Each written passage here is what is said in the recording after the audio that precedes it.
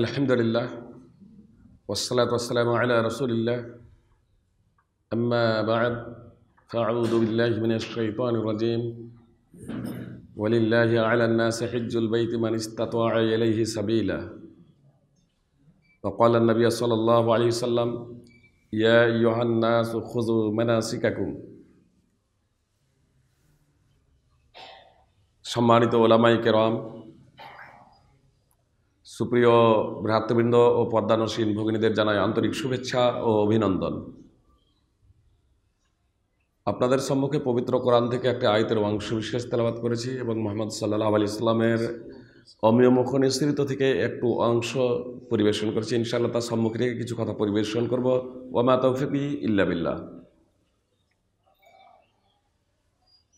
যে আয়াতের অংশ বিশেষ তেলাওয়াত করেছি তার তাৎপর্য হলো, সামর্থ্যবান মানুষের উপর আল্লাহর জন্য বাইতুল্লাহর হজ করা ফরজ। আর যে হাদিস পরিবেশন করেছি তার তাৎপর্য হলো, রাসূল সাল্লাল্লাহু আলাইহি ওয়াসাল্লাম বলেছেন, হে লোক সকল, তোমরা হজের বিধিবিধান শিখে নাও।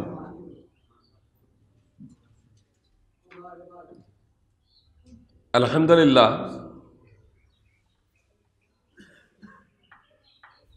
অল্প স্বল্প হলেও মূলত আমরা যখন উমরা বা হজে যাই তার আগে কিছুটা ট্রেনিং নেই, কিছুটা প্রশিক্ষণ নেই। এটা শুভ লক্ষণ, এটা একটা ভালো দিক, আলহামদুলিল্লাহ। তবে আমি আপনাদের বলবো যে আমরা যেমন হজের জন্য প্রশিক্ষণ নিচ্ছি, হজের জন্য ট্রেনিং নিচ্ছি, উমরার জন্য প্রশিক্ষণ ট্রেনিং নিচ্ছি, অনুরূপভাবে যে কোনো কাজে আমরা করি না কেন তার জন্য আমাদের পূর্ব প্রস্তুতি, পূর্ব প্রশিক্ষণ এবং ট্রেনিং নেওয়াটা অপরিহার্য। ইবাদতের মধ্যে অন্যতম ইবাদত হলো সালাত, তথা নামাজ আদায় করা, সালাত প্রতিষ্ঠা করা। মুহাম্মদ সাল্লাল্লাহু আলাইহি সাল্লাম বলছেন যে একজন ব্যক্তি 60 বছর ধরে নামাজ আদায় করবে অথচ তার নামাজ কবুল হবে না। যদি সে রুকু যথার্থভাবে আদায় করে তাহলে সাজদা যথার্থভাবে আদায় করে না, পূর্ণরূপে আদায় করে না। আর যদি সাজদা পূর্ণরূপে আদায় করে তাহলে রুকু পূর্ণরূপে আদায় করে না। তো এজন্য আমাদের সমস্ত বিষয়ে ট্রেনিং এবং প্রশিক্ষণ নেওয়াটা একান্ত দরকার, একান্ত কর্তব্য। আমরা নামাজ পড়তে পড়তে কেউ 20, 30, 40, 50, 60 বছর হয়ে গেল। এই কথাটা এর সাথে হজের প্রশিক্ষণে এই কথাটা শুধু আমি আনুষঙ্গিক হিসেবে এই জন্যই নিয়ে এলাম যে আমরা 60-70 বছর ধরে নামাজ পড়ি, আমরা কোরআন এবং হাদিস পড়িনি, অধ্যয়ন করিনি। জনগণ, সিংহভাগ মানুষ কোরআন এবং সুন্নাহ অধ্যয়ন করেনি, আর নামাজেরও প্রশিক্ষণ নেইনি, নামাজেরও ট্রেনিং নেইনি। তাহলে আমরা যে নামাজগুলো পড়ছি, নামাজগুলো আদায় করছি, সেই নামাজগুলো আমাদের মুহাম্মদ সাল্লাল্লাহু আলাইহি সাল্লামের পদ্ধতিতে হচ্ছে তো? এজন্য আপনাদের যারা জনগণ আছেন তাদেরকে বলবো, অবশ্যই আপনারা ইমামদের মাধ্যমে নামাজের প্রশিক্ষণ নেবেন। এবং হয়তো আমি অবগত নই, আব্দুল হামিদ ভাই তথা গোড়াম রস মাদ্রাসার যারা কর্তৃপক্ষ এবং শিক্ষক মণ্ডলী রয়েছেন তারা হয়তো ব্যবস্থা অব্যাহত ধারায় মাঝে মাঝে রেখেছেন যে আপনাদেরকে নামাজেরও প্রশিক্ষণ দিচ্ছেন। এটা আমাদের হওয়াটা একান্ত দরকার, একান্ত কর্তব্য। যেমন পুরুষদের প্রশিক্ষণ হওয়া দরকার, আমাদের মা এবং বোনেদেরও প্রশিক্ষণ হওয়াটা একান্ত কর্তব্য। আলহামদুলিল্লাহ, আপনাদের ঘোড়ারস প্রতিষ্ঠানে আপনারা আল্লাহ তাআলার রহমতে আপনাদের ঐকান্তিক প্রচেষ্টায় মহিলা প্রতিষ্ঠানও প্রতিষ্ঠিত হয়ে গেছে, আলহামদুলিল্লাহ। এবার আমাদের বোনেদের মাধ্যমে মেয়েদের প্রশিক্ষণ আমাদের মতো গুরুত্বপূর্ণ বিষয় আপনারা দিতে সক্ষম হবেন ইনশাআল্লাহ। আজকে মূলত হজের বিষয়ে গুটি কয়েক বিষয়, মশলা মাসাইল, মানে উমরা এবং হজ কিভাবে আদায় করবেন। আমি হজের প্রসঙ্গে উমরাও এই জন্যই নিয়ে চলে এলাম যে হজ 3 শ্রেণীর। হজ 3 শ্রেণীর: হজ্জে ইফরাদ, হজ্জে কিরান এবং হজ্জে তামাত্তু। হজ্জে কিরান হজ এবং উমরার একসাথেই নিয়াত করতে হয়।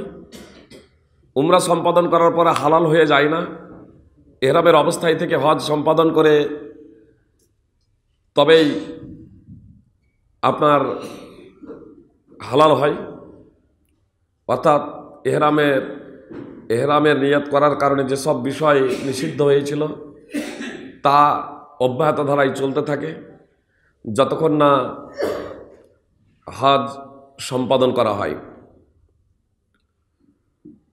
আর হজ্জে তামাত্তু উমরা করার পরে পূর্ণরূপে সে হালাল হয়ে যায়। সাধারণভাবে জীবনযাপন করে আবার 8ই যুলহিজ্জা ইয়াউমুত তারবিয়া হজের জন্য আপন আপন স্থান থেকে ইহরাম বাঁধে। তো হজ যেহেতু 3 প্রকার, এই 2 প্রকার হজে আপনার উমরা চলে আসছে, এজন্যই উমরা কথাটাও আমি উল্লেখ করলাম। হজ এবং উমরা আমরা করতে যাই আলহামদুলিল্লাহ, এটা যাতে একমাত্র আল্লাহ তাআলার সন্তুষ্টির জন্যই হয়, এর জন্য আমাদেরকে সার্বিকভাবে নিয়তকে পরিশুদ্ধ করে নিতে হবে। তার কারণ হলো আমরা দেখেছি আমরা যখন হজে যাই জামরাগুলোতে, জামরায়ে আকাবা প্রথম দিন, তারপরে জামরায়ে দুনিয়া, জামরায়ে উস্তা, জামরায়ে আকাবাতে যে কঙ্কর নিক্ষেপ করা হয়, ছোট ছোট পাথর নিক্ষেপ করা হয়, কেউ কেউ বড় পাথরে এমনকি চপলও ছুটতে শুরু করে দেয় যে বেটা শয়তানকে পেয়েছি। আর আমাদের পশ্চিমবাংলার বাঙালিদের কাছে তো বড় শয়তান, মেজো শয়তান, ছোট শয়তান বলেই পরিচিত ওগুলো, যে শয়তানকে পেয়েছি। তো শয়তান কি সেখানে বসে আছে? শয়তান তো সেই জায়গাতে নাই, তাহলে আমরা সেগুলোই কেন ছুড়ব? আর সেগুলো তো মারবই বা কেন? ইব্রাহিম আলাইহিস সালাম যখন ইসমাইল আলাইহিস সালামকে কুরবানি দেওয়ার জন্যে আল্লাহ তাআলার নির্দেশে মিনে যখন নিয়ে যাচ্ছেন সেই সময় শয়তান আবির্ভূত হয়ে ইব্রাহিম আলাইহিস সালামকে বাধা দেওয়ার প্রচেষ্টা করেছিল। আর সেই সময় ইব্রাহিম আলাইহিস সালাম পাথর নিক্ষেপ করেছিলেন ডাইরেক্ট শয়তানকে কেন্দ্র করে। ইবনে আব্বাস রাদিয়াল্লাহু তাআলা আনহু সূত্রে বর্ণিত, তিনি বলছেন যে শয়তানকে ইব্রাহিম আলাইহিস সালাম 3টা জায়গাতে 7টি করে 21টি পাথর মেরেছিলেন। শয়তান যখন ইব্রাহিম আলাইহিস সালামকে তার কাজে, ইব্রাহিম আলাইহিস সালামের কাজে যখন বাধা সৃষ্টি করে, সেই সময় আবির্ভূত হয়েছিল শয়তান। সে যে কোনো রূপ, মানুষের রূপ ধরতে পারে। যখন ইব্রাহিম আলাইহিস সালামকে বাধা প্রদান করেছিল সেই সময় ইব্রাহিম আলাইহিস সালাম পাথর মেরেছিলেন। আজকে আমরা কেন পাথর মারব? আপনারা অবগত আছেন ইব্রাহিম আলাইহিস সালাম শয়তানকে পাথর মারছেন, পাথর মারার পরে তার পুত্রকে সইয়াও দিচ্ছেন কুরবানি করার জন্য, জবাই করার জন্য, যেহেতু আল্লাহ তাআলা তাকে কুরবানি করতে বলেছেন, নির্দেশ দিয়েছেন। ছেলে বলছেন পিতাকে, ইয়া আবাতি ইন্নাহু লাইসা লি সাওবুন তুকাফফিনুনি ফীহি গায়রু ফাখলাহু হাত্তা তুকাফফিনানি ফীহি। হে আমার পিতা, আমি যে কাপড় পরিধান করে আছি এই কাপড় ছাড়া তো দ্বিতীয় আর কোনো কাপড় নেই, দ্বিতীয় কোনো পোশাক নেই। তো আমার এই পোশাকটা আপনি খুলে রেখে দিন, আমাকে কুরবানি করার পরে এই পোশাক দিয়ে আমাকে কাফন দেবেন। ইব্রাহিম আলাইহিস সালাম চিৎ করে শুইয়ে দিয়েছেন, এই উপর করে শুইয়ে দিয়েছেন, কপালটা নিচরে উপর করে শুইয়ে দিয়েছেন যাতে পিতৃব্য মায়া মমতা হৃদয়ে জেগে না ওঠে। এবং তিনি পর্যবেক্ষণ করছেন তার পোশাক খোলার জন্য। ছেলে বলেছে যে আমার কাপড়টা খুলে রেখে দিয়ে এই কুরবানির পরে এই কাপড় দিয়ে কাফন দেবে। তো ইব্রাহিম আলাইহিস সালাম তাকে উপর করে শুইয়ে দিয়ে পর্যবেক্ষণ করছেন কাপড় খোলার জন্যে। এহেন পরিস্থিতিতে পিছন থেকে আওয়াজ, আইয়া ইব্রাহিম কাদ সাদ্দাক্তা রয়া, হে ইব্রাহিম তুমি তোমার স্বপ্নকে বাস্তবে রূপদান করেছ। পিছন দিকে তাকাচ্ছেন, তখন সাদা দম্বা। ইসমাইল আলাইহিস সালামও জানতেন না যে তিনি কুরবানি হবেন না, এটা পরীক্ষা। আর ইব্রাহিম আলাইহিস সালামও জানতেন না যে আল্লাহ তাআলা আমার পরীক্ষা নিচ্ছেন, আমার পুত্র জবাই হবে না, একমাত্র পুত্র। কিন্তু আল্লাহ তাআলার নির্দেশ, তা বাস্তবায়নে তিনি সচেষ্ট। হজ করতে গিয়ে এই ইতিহাসকে স্মরণ করিয়ে রাখার কারণ কি? আজকে যে সেটা পিলার করে দেওয়া হয়েছে, যে যে জায়গাতে ইব্রাহিম আলাইহিস সালাম শয়তানকে পাথর নিক্ষেপ করেছিলেন, সেই জায়গাতে আজকে শয়তান যে জায়গায় আবির্ভূত হয়েছিল, বাধা প্রদানের জন্য আল্লাহ তাআলার একনিষ্ঠ নির্দেশকে বাস্তবায়নে যাতে বাধা দিতে সে সক্ষম হয়, তার জন্য যে আবির্ভূত হয়ে ইব্রাহিম আলাইহিস সালামকে বাধা প্রদানের প্রচেষ্টা করেছিল। তো ইব্রাহিম আলাইহিস সালাম যেখানে শয়তানকে কেন্দ্র করে যে পাথর ছুঁড়েছিলেন, যেখানে শয়তান আবির্ভূত হয়েছিল, শয়তানকে ডাইরেক্ট টার্গেট করে নিশানা করে যে পাথর মেরেছিলেন, সেই জায়গাগুলোই মূলত জামরায়ে দুনিয়া, জামরায়ে উস্তা এবং জামরায়ে আকাবা। আজকে আর শয়তান নেই, সেদিন ছিল শয়তান, কিন্তু আজকে কেন পাথর মারি? স্মরণ করিয়ে দেওয়ার জন্য। আজকে আমাকে আপনাকে ছেলেকে জবাই করতে হয়নি, তার থেকে ন্যূনতম বিষয় আমার আপনার কাছে আল্লাহ তাআলা প্রার্থনা করেছেন যে আমি আপনি আমার নিজের বিবেক বুদ্ধি, আমার সেই বিবেক বুদ্ধি যে বিবেক বুদ্ধি আল্লাহ তাআলার বিধানের পরিপন্থী, আমার প্রবৃত্তি, আমার কামনা বাসনা সব কিছুকে বিসর্জন দিয়ে একমাত্র আল্লাহ তাআলার জন্য হব আমরা নিবেদিত প্রাণ। আর তার জন্যই মূলত এই হজের মাধ্যম দিয়ে আপনার তিনটি জায়গাতে প্রতিবিম্ব, যে জায়গাতে শয়তান আবির্ভূত হয়েছিল, তিনটি পিলার করে দিয়ে সেই জায়গাতে আপনার পাথর মারা হচ্ছে। ডাইরেক্ট এখন শয়তান নাই, কিন্তু সেখানে পাথর মারা হচ্ছে। সেই ইতিহাসকে স্মরণ করিয়ে দেওয়া হচ্ছে যে আমরা শয়তান তোর গোলামি করি না, তোর দাসত্ব করি না, তোর আমরা অনুসারী নয়, তোর হচ্ছে আমরা শত্রু, আমরা দুশ্মন। তার প্রমাণ তোদেরকে আমরা পাথর দিয়ে মারছি। আপনার সাফা মারওয়ার যখন সাই করা হয়, যে জায়গাটা ওয়াদি মানে সব থেকে নিচু ছিল, এখন সবুজ লাইট ওপরে সেট করে দেওয়া হয়েছে। ওই জায়গাটুকুতে পুরো নিচে আপনার সবুজ বাতি এরকম ওপরে জ্বলে 24 ঘন্টা, আর সেই বাতির আলো নিচে প্রতিবিম্ব হয়ে পুরো নিচেটা সবুজ হয়ে যায়। ওই জায়গাটুকুতে দৌড়াতে হয়। দৌড়েছিলেন হাজার, তথা যাকে আমরা হাজেরা বলে জানি, হাজার তথা হাজারা ইসমাইল আলাইহিস সালামের মা। মানে সাফা থেকে মারওয়া, মারওয়া থেকে সাফা যখন যাচ্ছেন পানির সন্ধানে, তো ওই নিচের উপত্যকায় আপনার যে জায়গাটুকু নিচে ছিল সব থেকে বেশি, সেই জায়গাতে যখন যাচ্ছেন তখন ছেলেকে যেহেতু দেখা যাচ্ছে না, তো ওই জন্য ছেলে যাতে চোখের অন্তরালে না চলে যায়, ওই জায়গাটুকুতে হাজারা দৌড়েছিলেন, হাজার দৌড়েছিলেন। এখন তো দৌড়ানোর প্রয়োজন নেই। আমরা এখন কেন দৌড়াবো? রাসূল সাল্লাল্লাহু আলাইহি ওয়াসাল্লাম দৌড়ালেন, আমরাও দৌড়াচ্ছি। কেন? সেই ইতিহাসকে স্মরণ করিয়ে দেওয়া, মূলত যে আমরা যে মানুষ আল্লাহ তাআলার দাস, আল্লাহ তাআলার বান্দা। ইব্রাহিম আলাইহিস সালাম ওই মরুভূমি, যেখানে কোনো পানি ছিল না, যেখানে কোনো খাবার ছিল না, সেই জায়গাতে যখন চলে যাচ্ছেন ইব্রাহিম আলাইহিস সালাম ইসমাইল আলাইহিস সালামকে এবং তার মাতাকে, তার মাতা হাজার ইব্রাহিম আলাইহিস সালামকে ডাক দিচ্ছেন, আপনি এখানে রেখে যাচ্ছেন কেন? কি ব্যাপার? সামান্য কিছু খেজুর, সামান্য কিছু পানি। ইব্রাহিম আলাইহিস সালাম ঘুরে তাকাচ্ছেন না, শুধু হাজার কথা বলেন, আপনি কি এটা রেখে যাচ্ছেন আমাদেরকে এই নির্জন ভূমিতে, যেখানে আহারের কোনো ব্যবস্থা নেই, যেখানে পানির কোনো ব্যবস্থা নেই? এটা কি আল্লাহ তাআলার নির্দেশে রেখে যাচ্ছেন? তখন ইব্রাহিম আলাইহিস সালাম বলেছিলেন, হ্যাঁ, আল্লাহ তাআলার নির্দেশ, এটা আল্লাহ তাআলা আমাকে নির্দেশ দিয়েছেন। তখন হাজার বলেছিলেন, ইদান লা ইউযাইয়ানা, তাহলে আল্লাহ তাআলা ধ্বংস করবেন না। কতটা ঈমান থাকলে অন্তরে, কতটা দৃঢ় বিশ্বাস থাকলে নির্জন ভূমিতে একজন মেয়ের মুখ থেকে এত দৃঢ় বিশ্বাস এবং পূর্ণ নবীওয়ালা যেন কথা আল্লাহ যখন নির্দেশ দিয়েছেন, তাহলে আল্লাহ আমাদেরকে শেষ করবেন না, আল্লাহ আমাদেরকে ধ্বংস করবেন না। সেই স্মৃতিগুলো মূলত স্মরণ করিয়ে দেওয়ার জন্যে আপনার সেই সমস্ত বিষয়গুলো এককালীন একটা সময়ে একটা প্রেক্ষাপটে একটা পরিস্থিতিতে করেছিলেন।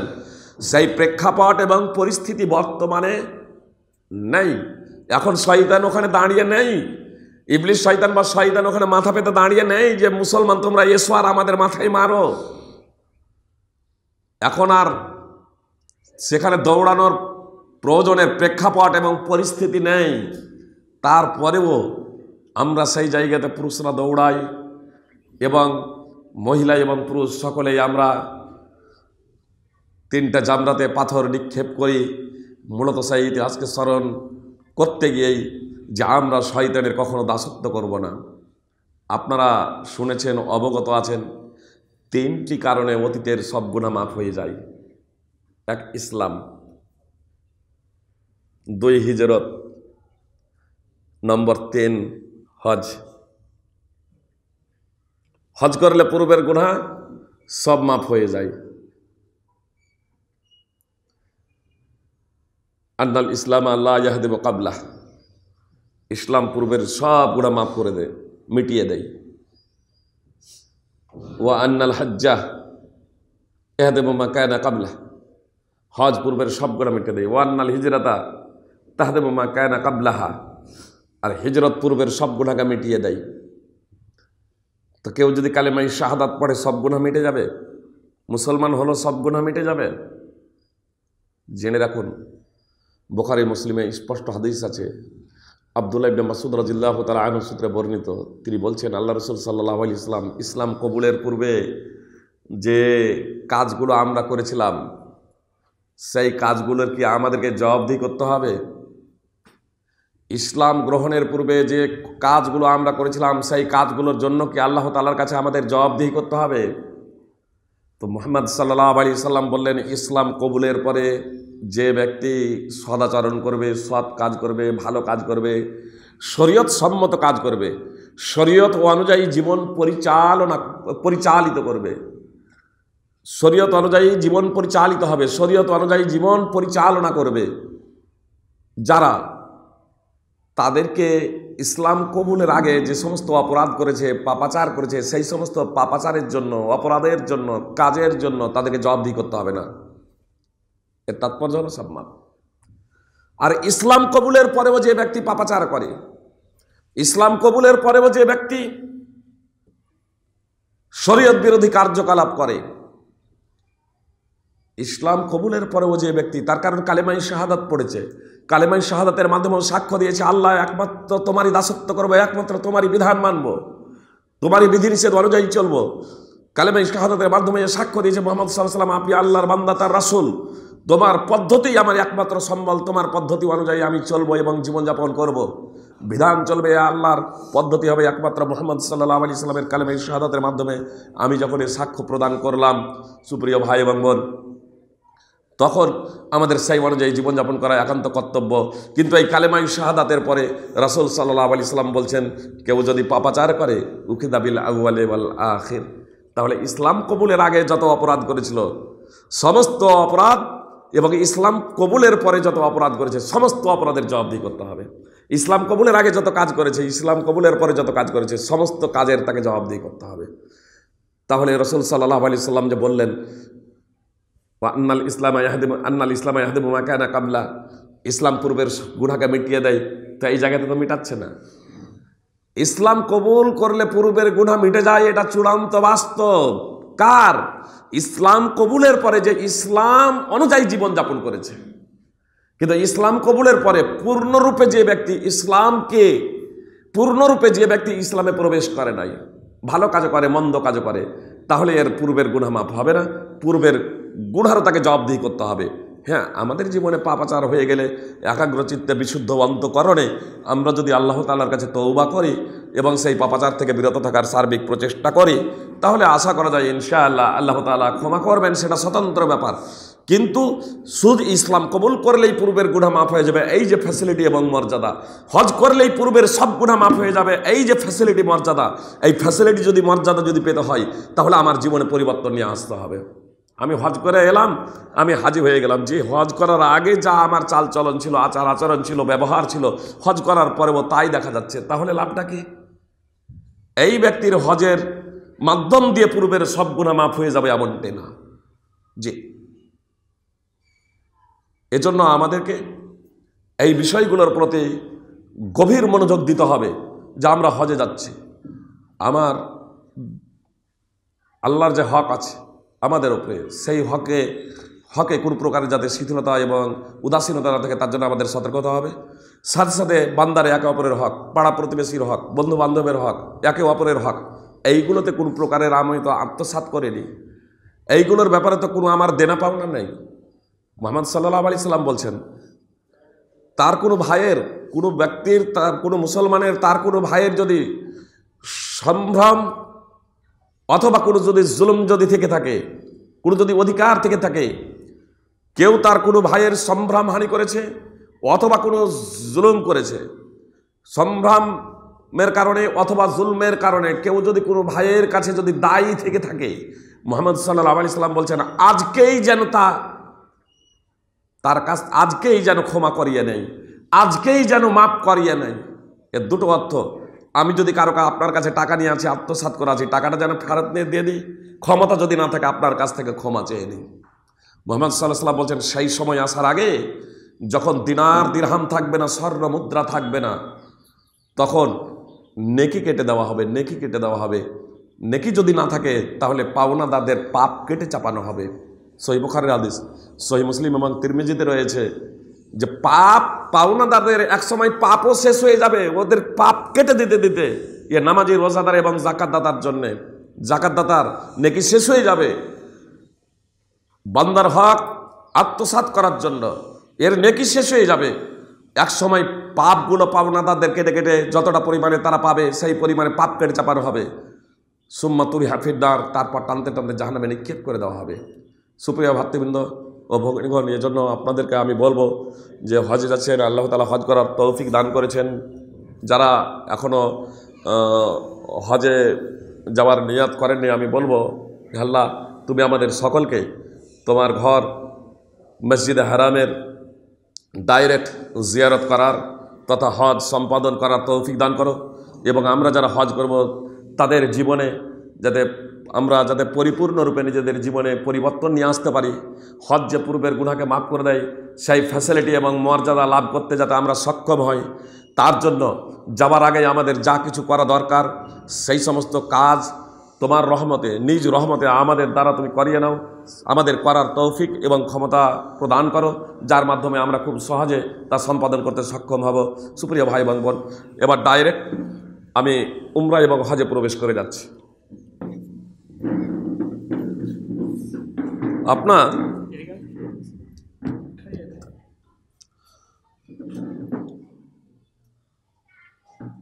হজ হচ্ছে তিন প্রকার আমি বললাম, হজ্জে ইফরাদ, হজ্জে কিরান এবং হজ্জে তামাত্তুর।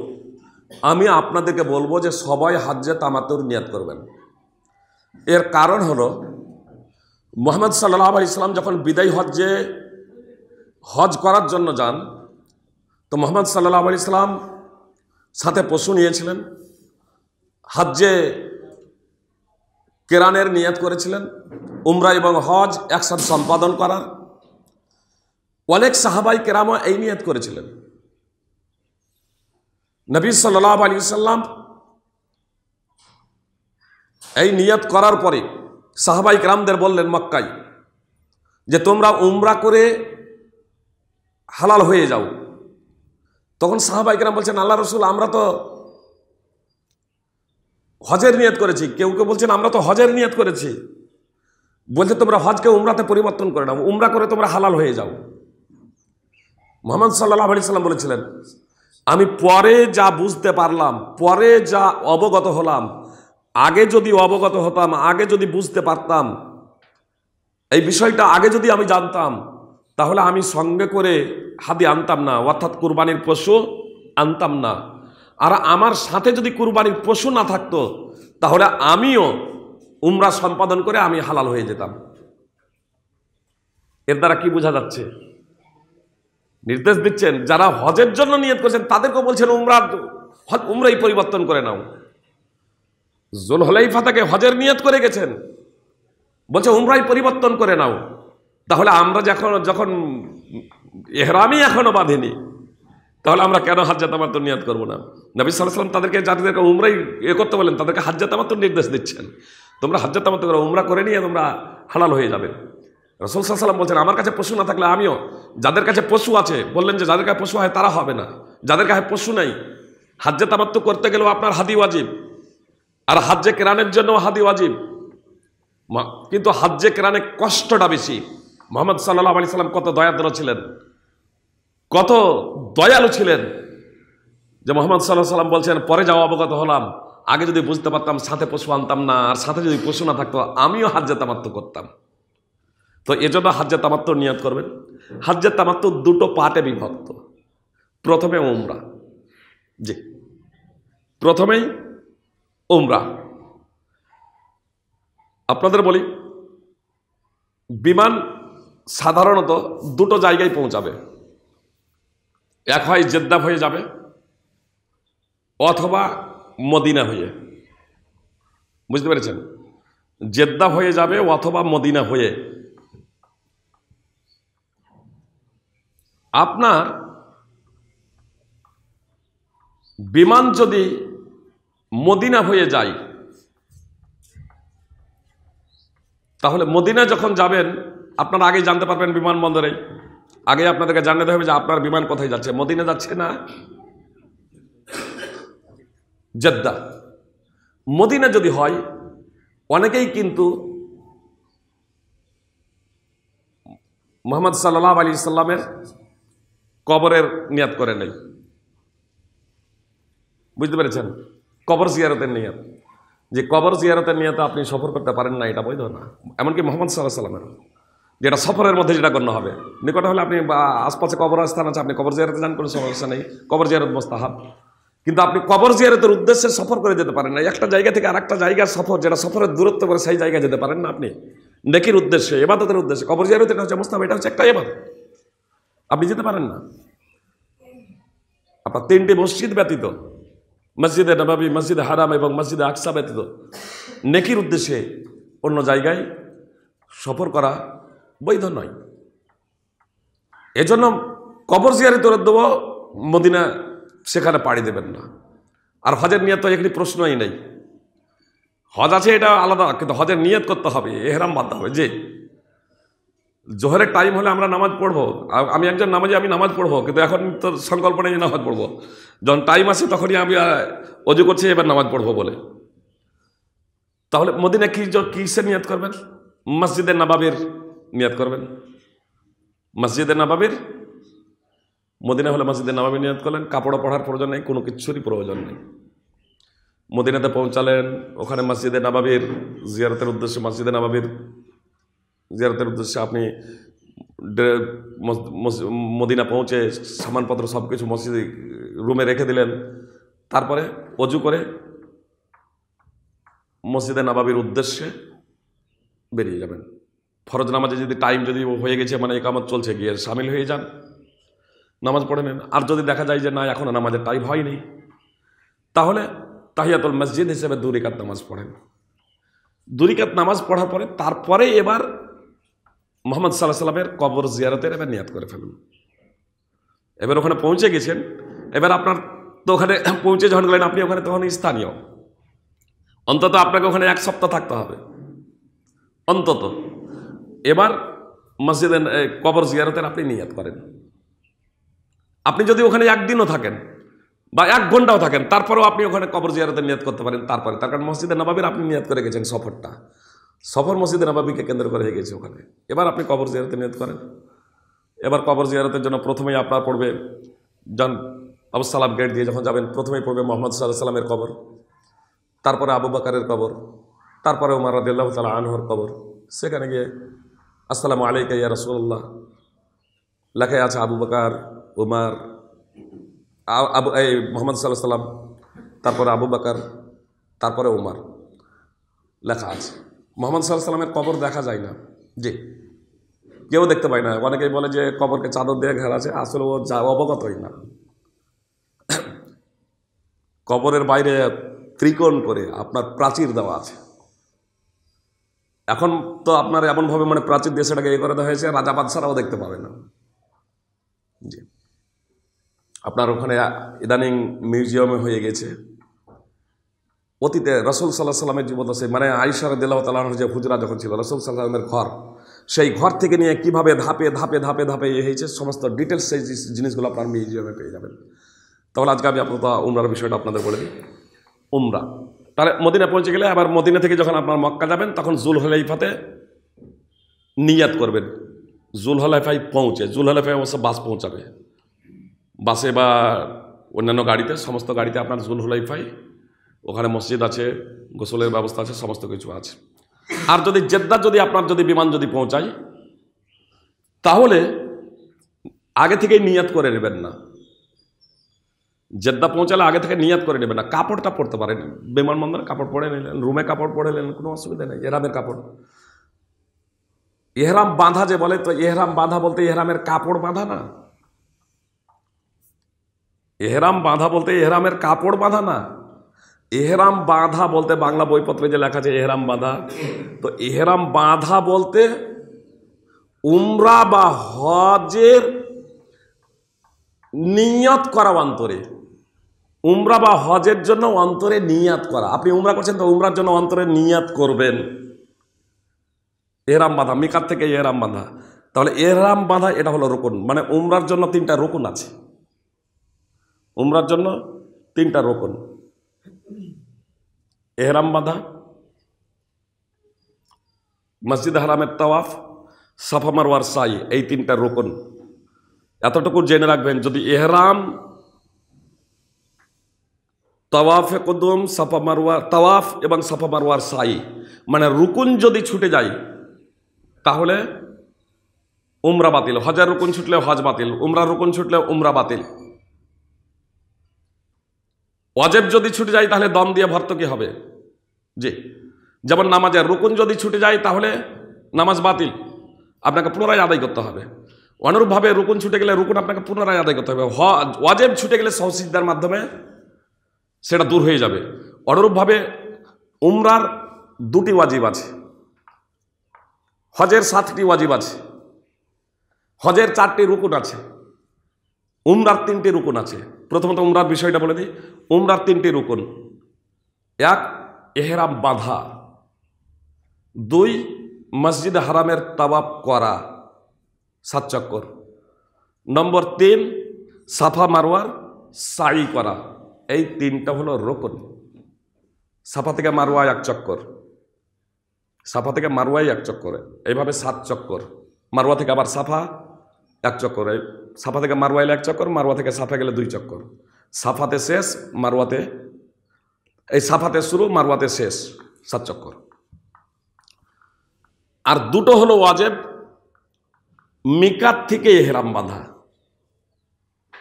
এহরাম বাঁধাটা হলো মানে উমরার নিয়াত করাটা হলো রুকুন, আর মিকাত থেকে এহরাম বাঁধাটা হলো ওয়াজিব।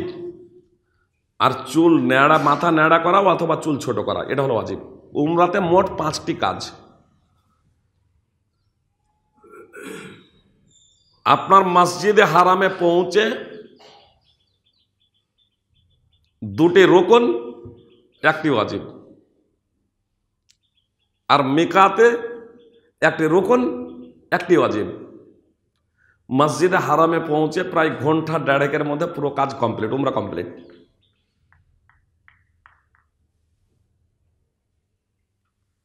হজে যাওয়ার আগে এই উমরার বিষয়টা অনেক সময় বিমানবন্দরে কাপড় পরাই। আমরা আহলে হাদিসগুলো দেখেছি, এহরামের কাপড় তাহলে কিভাবে পরতে হবে পড়িয়ে নেই। সুপ্রিয় ভাই এবং বোন, কোনো প্রয়োজন ছিল না, তারপর কাপড় যেহেতু উপস্থিত আছে আমি আপনাদের দেখিয়ে দিচ্ছি।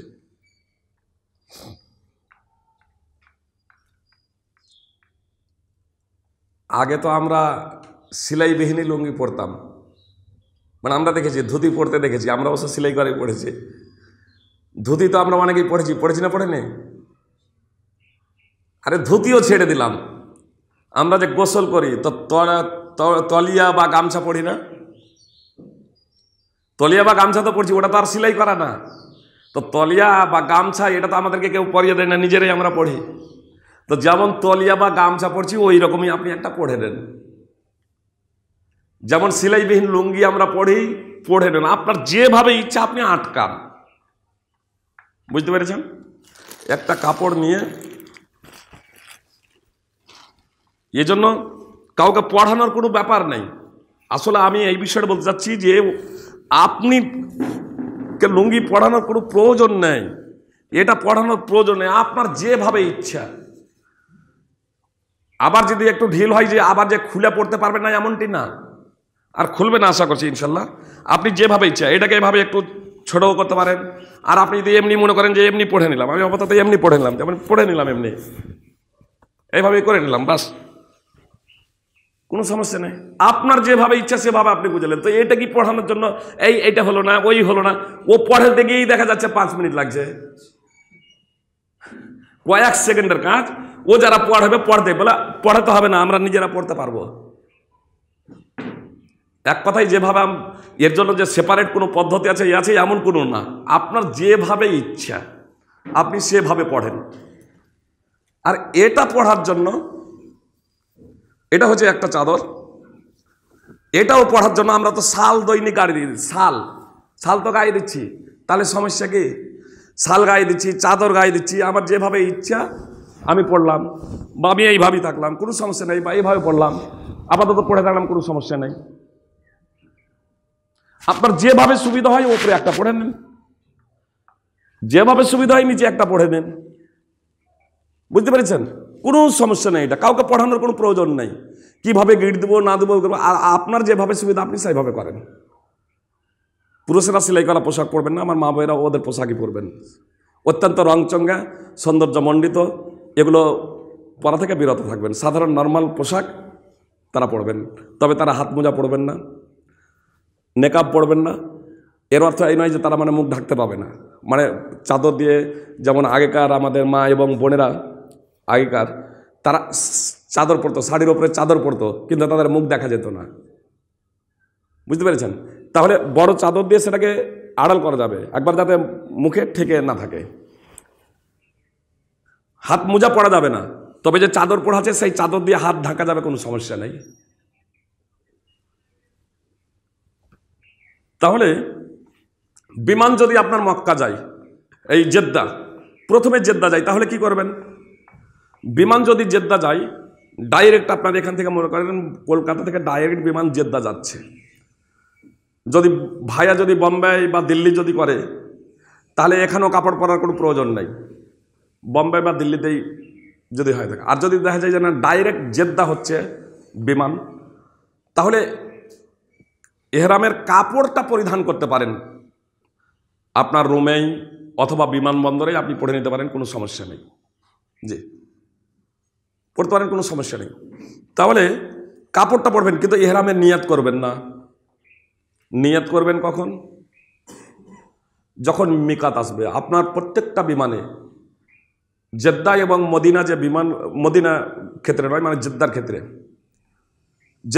মানে জেদ্দাতে পৌঁছানোর আগেই যেহেতু মিকাত পড়ে যায়, আর মদিনার ক্ষেত্রে যেহেতু মদিনাতে নেমে মিকাত পার হতে হয়, এই জন্য মদিনা যে বিমান যাবে সেই বিমানে কখনো ওয়ার্নিং দিবে না যে মিকাত আসছে। কিন্তু জেদ্দা যে সমস্ত বিমানগুলো যাবে সেই সমস্ত বিমান কর্তৃপক্ষ থেকেই মিকাতের ব্যাপারে ওয়ার্নিং দিয়ে দেওয়া হয়। আপসে যারা থাকবেন একে অপরকে বলে রাখবেন, মোটামুটি ঘন্টাখানিক আগেই জানতে পারবেন যে কতক্ষণের বিমান নামবে। বুঝতে পেরেছেন? মোটামুটি ঘন্টাখানিক আগেই আপনার জাগ্রত থাকবেন। অন্তত কেউ যদি ঘুমিয়ে যান, একজন এরকম যারা জেগে থাকবেন সঙ্গী সাথীদের, তাদেরকে জাগিয়ে দিলেন। যখন ক্যাপ্টেন যখন ওয়ার্নিং যখন দেবে সেই সময় তখন নিয়াত করবেন। শুধু উমরার যাচ্ছেন হজে, নিয়ত যেদিন টাকা জমা দিয়েছেন বা আগে থেকে এরকম নিয়ত করেছেন, হয়তো 1 বছর আগে থেকেই যে এত সালে আমি হজে যাব, টাকাও জমা দিয়ে দিয়েছেন, এটা সংকল্পই আছে, কিন্তু এখনো এহরাম বাঁধা হয়নি। মিকাত যখন আসবে তখনও হজের এহরাম না, হজ্জে তামাত্তু করছেন, ফলে লাব্বাইকা শুধু উমরা বলবেন, লাব্বাইকা উমরা, অথবা আল্লাহুম্মা লাব্বাইকা উমরা। বুঝতে পেরেছেন? হৃদয়ে সংকল্প এবং সেটা মুখে উচ্চারণ করতে পারেন জোরে।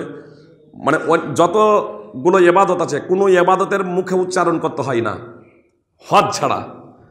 এই হজ মুখে উচ্চারণ করতে পারেন, লাব্বাইকা উমরা বা আল্লাহুম্মা লাব্বাইকা হাজ্জা। যখন মিকাতে যখন ওয়ার্নিং দেবে যে মিকাত আসছে, এবার যদি মিকাত অতিক্রম হয়ে যাওয়ার সম্ভাবনা থাকে, তাহলে যখন ওয়ার্নিং দেবে আপনি সঙ্গে সঙ্গে সেখানে নিয়ত করে দেন লাব্বাইকা উমরা বলে, দিয়ে তারপর তাহলে এবার তালবিয়া পাঠ করতে শুরু করে দেন। লাব্বাইক আল্লাহুম্মা লাব্বাইক, লাব্বাইক লা শারীকা লাক লাব্বাইক, ইন্নাল হামদা ওয়ান নি'মাতা লাকা ওয়াল মুলক লা শারীকা লাক। এই তালবিয়া অব্যাহত ধারায় পাঠ করতে থাকবেন, অব্যাহত ধারায় পাঠ করতে থাকবেন। মসজিদে হারাম সীমানা মানে মসজিদ হারাম নয়, হারাম সীমানা পৌঁছানো পর্যন্ত এটা রাসূল সাল্লাল্লাহু আলাইহি ওয়াসাল্লাম থেকে প্রমাণিত। অবশ্যই ইবনে আব্বাস রাদিয়াল্লাহু তাআলা আনহু মসজিদে হারামের পৌঁছানোর আগে পর্যন্ত, মানে হাজরা আসওয়াদের সামনে যাওয়ার আগে পর্যন্ত তালবিয়া পাঠ করতেন। এজন্য কেউ যদি মসজিদে হারামে প্রবেশ করেও আপনার হাজরা আসওয়াদের সামনে যাওয়ার আগে পর্যন্ত তালবিয়া পাঠ করবো মনে করেন, পাঠ করতে পারেন, কোনো সমস্যা নেই। আর কেউ যদি হারাম এলাকাতে প্রবেশ করে নেওয়ার পরে পরে তালবিয়া বন্ধ করতে পারেন, সেখানেও বন্ধ করতে পারেন, কোনো সমস্যা নেই, জিকির আজগার করবেন। মক্কায় পৌঁছে সম্ভব হলে আপনি গোসল করতে পারেন। গোসল করার হচ্ছে সুন্নাত, মুস্তাহাব, ওয়াজিব নয়। আর যদি মনে করেন যে না এলাম সামান রুমে রেখে দেওয়ার পরে, হোটেলে রেখে দেওয়ার পরে আমরা আগে উমরাটা করে নেব, তাহলে আপনার উমরার জন্য বেরিয়ে যাবেন। মসজিদে হারামের যে কোনো কর্নারে আপনারা পৌঁছান না কেন, মসজিদে হারামের যে কোনো কর্নারেই পৌঁছান না কেন, এটা একটু আগে পিছিয়ে করে দিলে বেশি, একটাই নাকি একটা আগে করে দেন, প্র্যাকটিক্যালটা সুবিধা হবে। মানে এই জায়গাতে অনেক সময় মুখস্থ থাকলেও মানে ভুল করে দেন অনেকেই। একটু এটা একটু আর একটু সরিয়ে দিলে হবে, বাস।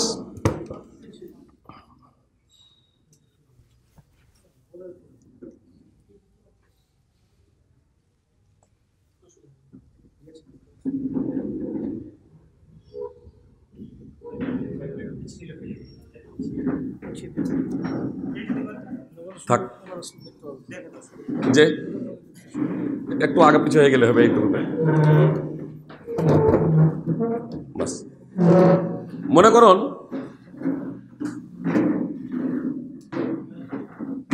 এই যে এটা দেখছেন হাজরে আসওয়াদ,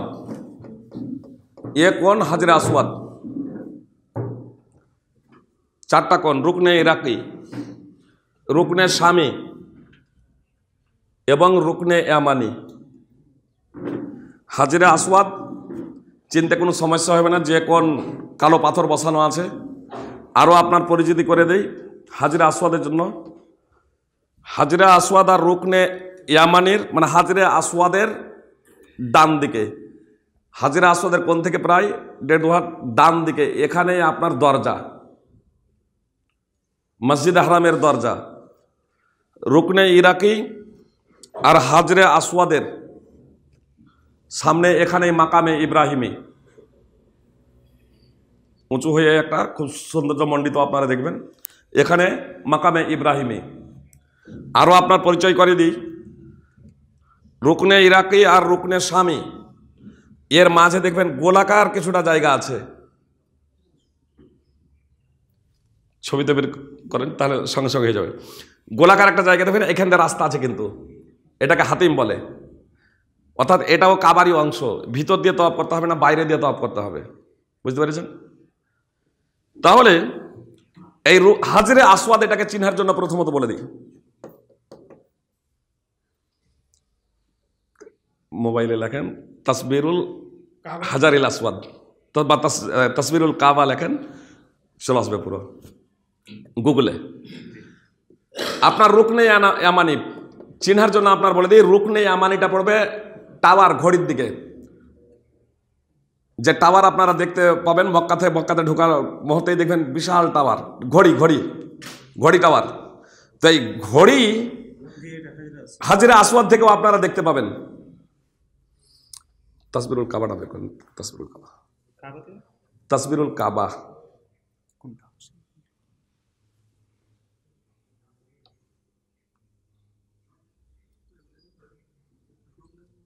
এর মধ্যে দেখবেন সেই যে একটা করা আছে বইয়ের মধ্যে, এটা দেখাতে পারেন, এদের সব আছে,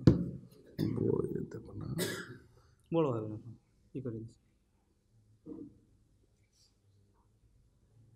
ছবি দিয়ে দিচ্ছে।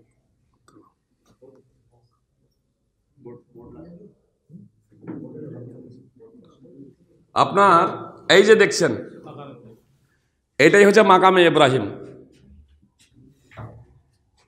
দেখতে পাচ্ছেন তো? কাছাকাছি চলে আসেন না যে সমস্ত আপনার এটা হচ্ছে মাকামে ইব্রাহিম। এই কোণে আছে হাজরে আসওয়াদ, মাকামে ইব্রাহিমের বাম দিকের কোণে হাজরে আসওয়াদ, ডান দিকের কোণটা হচ্ছে রুকনে ইরাকি। আর এই মাকামে ইব্রাহিম আর হাজরে আসওয়াদের মাঝেই এখানে দেখছেন যে এই কাবার দরজা, মানে হাজরা মাকামে ইব্রাহিম এটা পিছনে আছে, কাবা থেকে প্রায় অনেকটাই পিছনে আছে।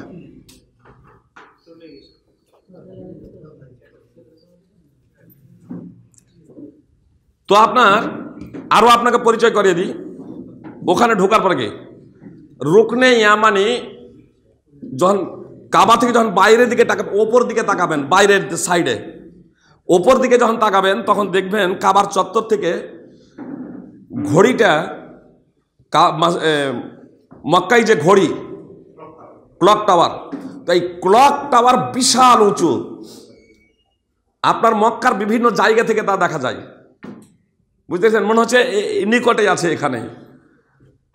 তো ওটা ওই ঘড়ি টাওয়ারটা মসজিদে হারামের রুকনে ইয়ামানির কোণে আছে। আরো পরিচয়ের জন্য বলে দিই, আপনি মসজিদে হারামে যখন প্রবেশ করবেন অনেক প্রচুর গেট আছে, তো কখন হয়তো এই সামনে প্রবেশ করলেন, এই কোণাটাও একটু কালো দেখাবে, মানে এখানেও অনেক মানুষ এইরকম ভিড় করবে, তো মনে ভাবেন হয়তো এটাই হয়তো হাজরে আসওয়াদ, এখানেও এই করবে, বা ওই কোণাতেও আপনি প্রবেশ করতে পারেন, বা এই কোণাতেও প্রবেশ করতে পারেন যখন ভিতরে প্রবেশ করেন, মানে অনেকেই করে আর করবে, এটা তো জানছেন না বাইরে থেকে। তাহলে বিভিন্ন কোণে যখন আপনি প্রবেশ করে যাচ্ছেন, আপনি স্টার্ট কোথা থেকে করবেন? তওয়াফ শুরু করবেন প্রথমত মসজিদে হারামে গিয়ে, তখন সুন্নাত না, আপনি যেহেতু উমরার নিয়ত করেছেন, যদি দেখা যায় যে যখন আপনি মসজিদে হারামে প্রবেশ করছেন তখন নামাজ শুরু হচ্ছে, একামত দিচ্ছে বা নামাজ চলছে, আপনি নামাজে শামিল হয়ে যান, নামাজ শেষ হয়ে যাবে, এবার আপনি হাজরে আসওয়াদের কোণ আসবেন, কিন্তু এসে পৌঁছে গেছেন প্রথমত এই জায়গাতে রুকনে ইরাকিতে। তো রুকনে ইরাকিতে যদি পৌঁছে যান, তাহলে রুকনে ইরাকিতে পৌঁছে আপনি এই দিকে আসবেন না, যে কোনটা তো হাজরে আসওয়াদের এখানে আছে। হাজরে আসওয়াদের কোণ চিনার জন্য যে কোনো জায়গাতে আপনি দাঁড়ান না কেন, ওপরে যে লাইট আছে, শুধু হাজরে আসওয়াদের কোণে আপনার সবুজ লাইট আছে, সবুজ লাইটটা হাজরা আসওয়াদের কোণে, যে কোণে যে দিকে সবুজ লাইট জ্বলছে আপনি সেই কোণে প্রথমে চলে যান।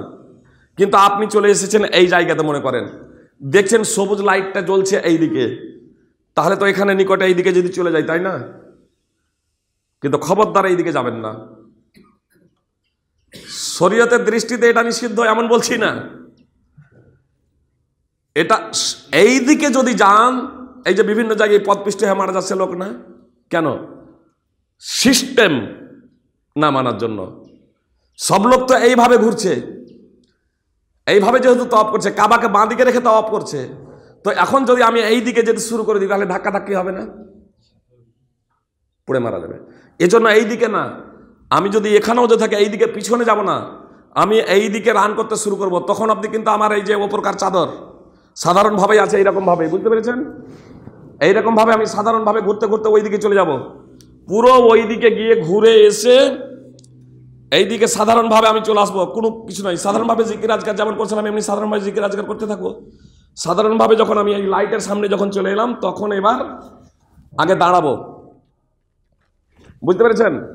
আগে দাঁড়াবো, দাঁড়ানোর পরে এবার ইজতেবা করব। ইজতেবা বলা হয় বগলের তল দিয়ে এটাকে নেওয়াকে, এইভাবে নিয়ে বাম কাঁধের এটাকে রেখে দেবো। এটা হলো ইজতেবা হয়ে গেল। এটা করে নেওয়ার পরে এবার আল্লাহু আকবার। সাহাবী থেকে বর্ণিত আছে বিসমিল্লাহ, রাসূল সাল্লাল্লাহু আলাইহি ওয়াসাল্লাম থেকে শুধু আল্লাহু আকবার। এই জন্য শুধু আল্লাহু আকবার বলাটাই উত্তম। কেউ যদি বিসমিল্লাহ বলতে পারেন, বিসমিল্লাহ আল্লাহু আকবার। বুঝতে পেরেছেন? কাবাকে দেখার পরে অনেক রকমের এরকম দোয়া বর্ণিত আছে, দোয়াগুলো সঠিক নয়। বুঝতে পেরেছেন? আল্লাহুম্মা ঈমানাম বিকা, শুধু এতটুকু ছোট্ট, ও তাসদিকাম বিকিতাবিকা, এতটুকু সহি, বাকিগুলো কোনো বিশুদ্ধ সূত্রে প্রমাণিত নয়। এজন্য অতটুকু বলতে পারেন, কথা কথা, আর না হলে শুধু এই বিসমিল্লাহ এখানে দাঁড়ানোর পরে ইজতেবা করার পরে, কিন্তু আর নয় আল্লাহু আকবার অথবা বিসমিল্লাহ আল্লাহু আকবার। আল্লাহু আকবার বলাটাই হচ্ছে সুন্নাহ। আল্লাহু আকবার। এবার স্পর্শ যদি করতে পারেন, চুম্বন দিতে পারেন চুম্বন, না হলে হাত দিয়ে যদি ছুঁতে পারেন তাহলে সেটাকে চুম্বন। হাত দিয়েও যদি ছুঁতে পারেন তাহলে শুধু আল্লাহু আকবার বলে ইশারা দিয়ে তারপরে এবার শুরু করবেন তাওয়াফ। মার্কেটে বহু বইপত্র পাওয়া যায়, সেই সমস্ত বইয়ে 7টা চক্করের জন্য 7 রকমের দোয়া লেখা আছে। জৈব জালও নয়, একেবারে ভিত্তিহীন।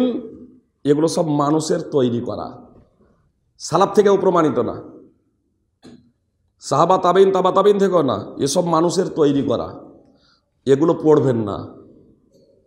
আপনার সাধারণভাবে জিকির আজকার নির্ধারণ না করে আপনি পাঠ করতে থাকবেন, গল্প গুজব না করে আপনি জিকির আজকার লা ইলাহা ইল্লাল্লাহ সুবহানাল্লাহ আলহামদুলিল্লাহ আল্লাহু আকবার, আপনি যা ইচ্ছা আপনি পাঠ করবেন, যত ইচ্ছা পাঠ করবেন। নির্ধারিত করে নেবেন না যে এতটা এখানে পাঠ করবো অমুক করবো।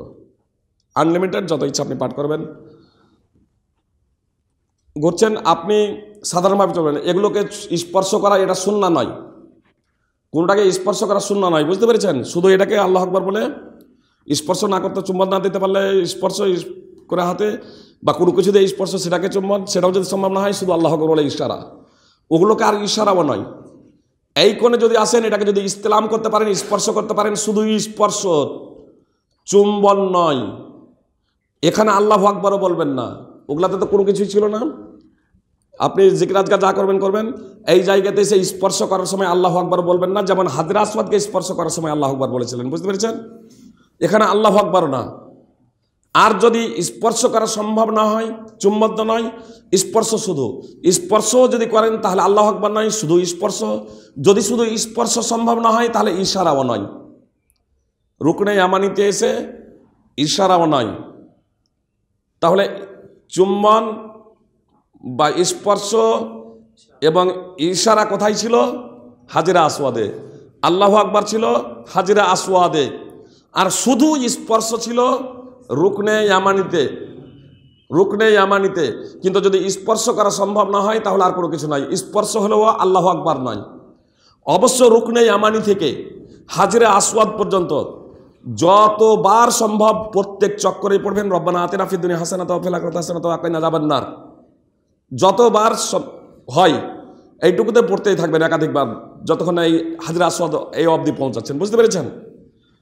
প্রথম 3 চক্কর যখন দেবেন, হাজরা আসওয়াদে যখন আসবেন তখন 1 চক্কর হবে, কিন্তু প্রথম যে 3 চক্করটা হবে, এই 3 চক্করে আপনার রামল হবে। রামলের অর্থ হলো ছোট ছোট পদক্ষেপে দ্রুত চলা। ছোট ছোট পদক্ষেপে দ্রুত চলা। এখন আপনার সাথে যদি মহিলা থাকে, মহিলারা নর্মালি করবে, আপনার সাথে যদি মহিলা যদি থাকে, তাদেরকে সঙ্গ নেওয়ার জন্য আপনি সাধারণ চাল চালতে পারেন, কোনো সমস্যা নেই। আর না হলে পুরুষরা এখানে রামল করবেন। বুঝতে পেরেছেন? ছোট ছোট পদক্ষেপে দ্রুত চলবেন, ছোট ছোট পদক্ষেপে দ্রুত চলবেন প্রথম 3 চক্করে। যদি প্রথম 3 চক্করের মধ্যে কোনো চক্করে ভুলে যান তাহলে এগুলো পরের চক্করগুলোতে নিয়ে যাবেন না। মানে প্রথম 3 চক্কর হবে রামল, আর পরের 4 চক্কর হবে সাধারণ চাল, সাধারণভাবে হাঁটবেন।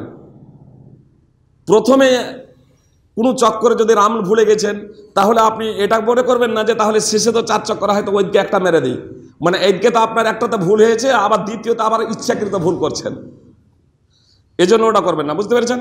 এটা যেহেতু সুন্নাত ছিল রামালটা, রাম ছুটে গেলে এর জন্য কোনো গুনাহ হবে না, এর জন্য কোনো পাপ হবে না। বুঝতে পেরেছেন? তো হয়ে যাবে ইনশাআল্লাহ। তো প্রথম 3 চক্করে রামাল করবেন এবং পরের 4 চক্করে আপনার সাধারণভাবে চলবেন। হাজরা আসওয়াদের সামনে যতবার আসবেন আল্লাহু আকবার।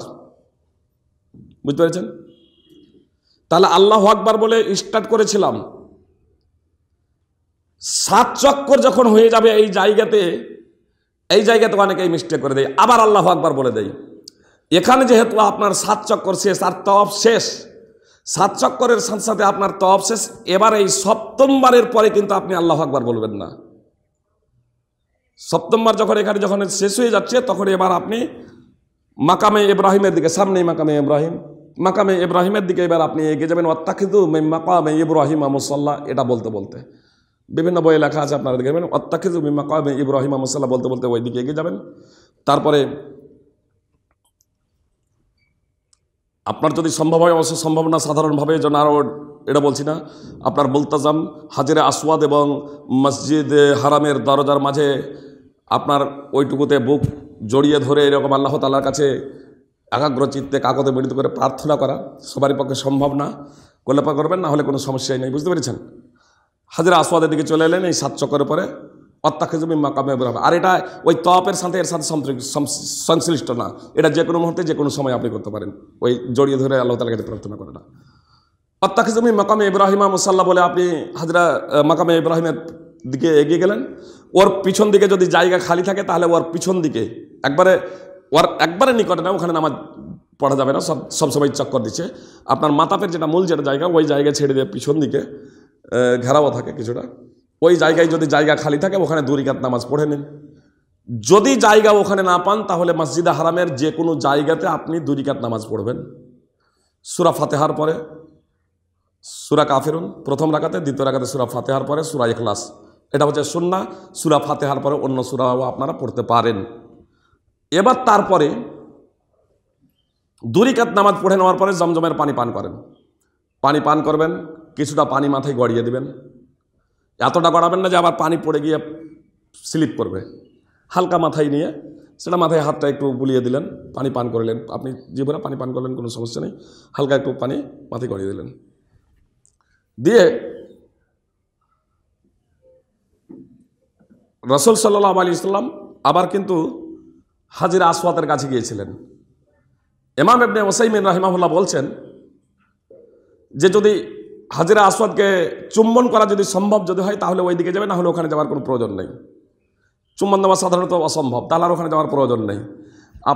আপনারা এবার যেখানে নামাজ এরকম পড়লেন, যেদিকে আছে আপনার হাজরে মাকামে ইব্রাহিমে ছিল, তো মাকামে ইব্রাহিমের পিছন দিক দিয়ে এবার এই দিকে চলে যাবেন, আপনার রুকনে ইয়ামানি আর এই হাজরে আসওয়াদের এই কোন দিয়ে, বাইরে সাইড দিয়েই, মানে মসজিদের বাইরে না, যেখানে নামাজ পড়লেন তার পিছন দিক দিয়ে আপনার বাবে সাফা দিয়ে আপনি এতে চলে যাবেন সাই করার জন্য।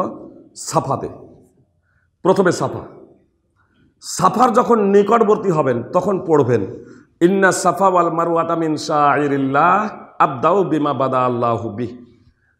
বেশি দোয়া মুখস্থ করতে হবে না, তাহলে এই কয়েকটা একটু একটু মুখস্থ করতে হবে। বুঝতে পেরেছেন?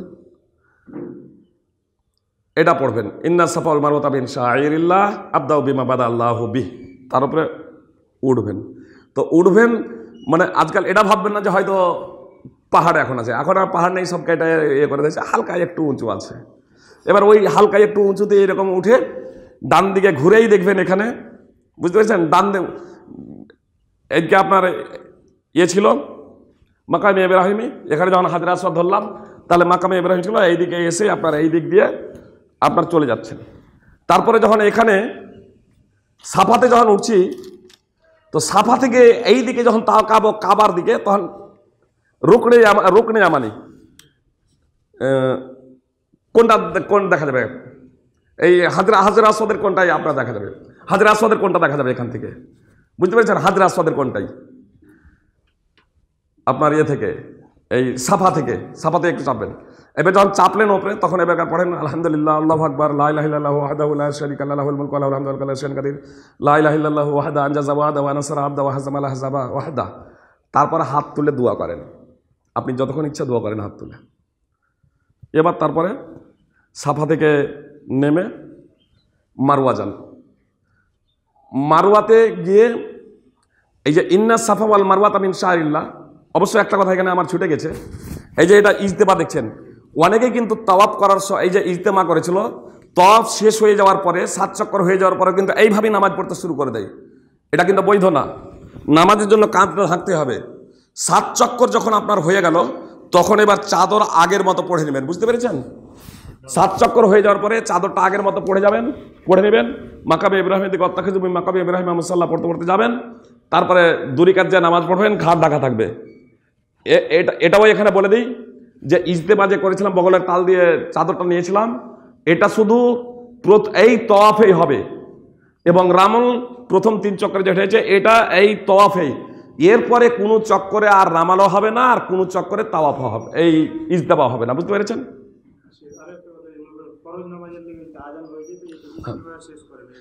যদি ফরজ নামাজের জন্য আজান হয়েছে, মনে করেন তাওয়াফ চলছে, 3 রাকাত 3 চক্কর হয়েছে, কথার কথা 3 চক্কর হয়েছে, একামত হয়ে গেল নামাজের জন্য, মানে আজানের পরেও আপনি ঘুরতে পারেন, কোনো সমস্যা নেই, ঘুরবেন। কিন্তু যখন একামত হয়ে যাবে আপনি নামাজ ছেড়ে দেবেন, ও দাঁড়িয়ে যায় না, এবার বুঝতে পেরেছেন? এবার দাঁড়িয়ে গেলেন, তো বগলের তলে যে ছিল এটা কিন্তু বগলের তলে আর রাখবেন না, আপনার 3 চক্কর রাখছে ওটাকে সরল রাখবেন। এবার আপনি ইজতেমাটাকে এইভাবে করে নেবেন, বুঝতে পেরেছেন? এবার নামাজ পড়লেন, নামাজ হয়ে যাবে যখন, নামাজ সালাম ফিরানোর পরে এবার আবার আপনি বগলের নিচে এরকম নামিয়ে এবার যখন তওয়াফ শুরু করছেন, এবার তখন আবার তওয়াফ শুরু করেন। তওয়াফ কোন জায়গা থেকে শুরু করবেন? 3 চক্কর ছিল তো এবার 4র্থ চক্কর শুরু করবেন। যদি 2 চক্কর হয়েছিল তাহলে 3য় থেকে শুরু করবেন, মানে 2টা হয়ে গেছে, মানে 3য় চক্করও এবার আপনি রামাল করবেন এটাকে নামানোর পরে, বুঝতে পেরেছেন? আর 7 চক্কর হয়ে যাওয়ার পরে এবারকার ঘাড়ে উঠিয়ে নেবেন। এরপরে আর কখনো আপনার রামল এবং ইজতেমা হবে না। এবার সাফা থেকে আপনি মারওয়া যাবেন, মাঝে নির্দিষ্ট কোনো দোয়া নেই। সবুজ বাতি যে আপনার নিচে জ্বলছে, ওপরে লাইট সবুজ বাতি জ্বালানো আছে, জি, এই যে আপনার সবুজ বাতি ওপরে দেখছেন, এরই আলো মেঝেতে প্রতিবিম্ব হয়ে, মানে ওখানে খুব উন্নত মানের ওই সব জায়গাগুলোতে উন্নত মানের মানে মার্বেল বসানো আছে, ওই মার্বেলগুলো তো একদম পুরো সবুজ হয়ে যাবে আপনার, এই যে সবুজ দেখছেন পুরো সবুজ হয়ে যাবে, ওই সবুজ চিহ্ন অবধি দৌড়াবেন। হাজার আলাইহিস সালাম দৌড়েছিলেন বলে, মানে সবুজ যেখানে বাতি আছে ওই জায়গাটুকুতে, মনে করেন যে সাফা থেকে মারওয়া, বুঝতে পারছেন, পুরোটাই না, কিছুটা জায়গা যেখানে সবুজ বাতি পড়ছে, প্রায় ঘরের মনে করেন যে ডবল হবে, মনে করেন এতটা জায়গা সবুজ বাতি পড়ছে, ওটা দেখবেন ওই জায়গাটুকুতে দৌড়াতে হবে, যে সাফার নিকটে, সাফা থেকে নিকটে, মারওয়া থেকে একটু ডিস্টেন্সে, সাফা থেকে একটু গিয়েই তখন সবুজ বাতি ও আলোতেই আপনারা বুঝতে পারবেন। এবার দৌড় শুরু করবেন পুরুষেরা, বুঝতে পারছেন, মহিলারা কিন্তু না। অনেকেই এই জায়গাতে ম্যানেজটা করে যে হাজারা তো মহিলাই ছিলেন।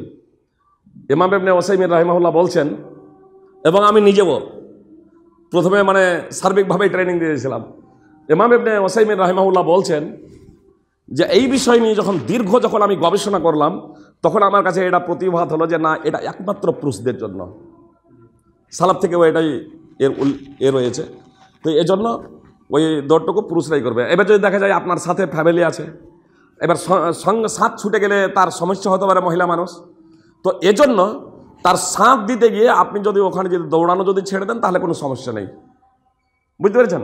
তাহলে সেটা তাকে সঙ্গেতে নিয়ে করবেন, কিন্তু আপনার সাথ ধরতে গিয়ে তাকে দৌড়াবেন না, আপনার সাথ ধরতে গিয়ে তাকে দৌড়াবেন না।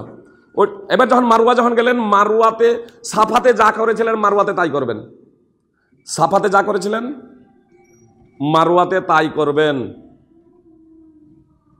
সাফা থেকে মারওয়া যখন যাবেন 1 চক্কর, অবশ্য ইন্না সাফা ওয়াল মারওয়াতা মিন শাআইরিল্লাহ আবদাউ বিমা বাদা আল্লাহু বিহি, এটা শুধু মারওয়া সাফার নিকটে পৌঁছানোর সময়, এইটুকু কিন্তু আর মারওয়ার নিকটে পৌঁছানোর সময় করবেন না।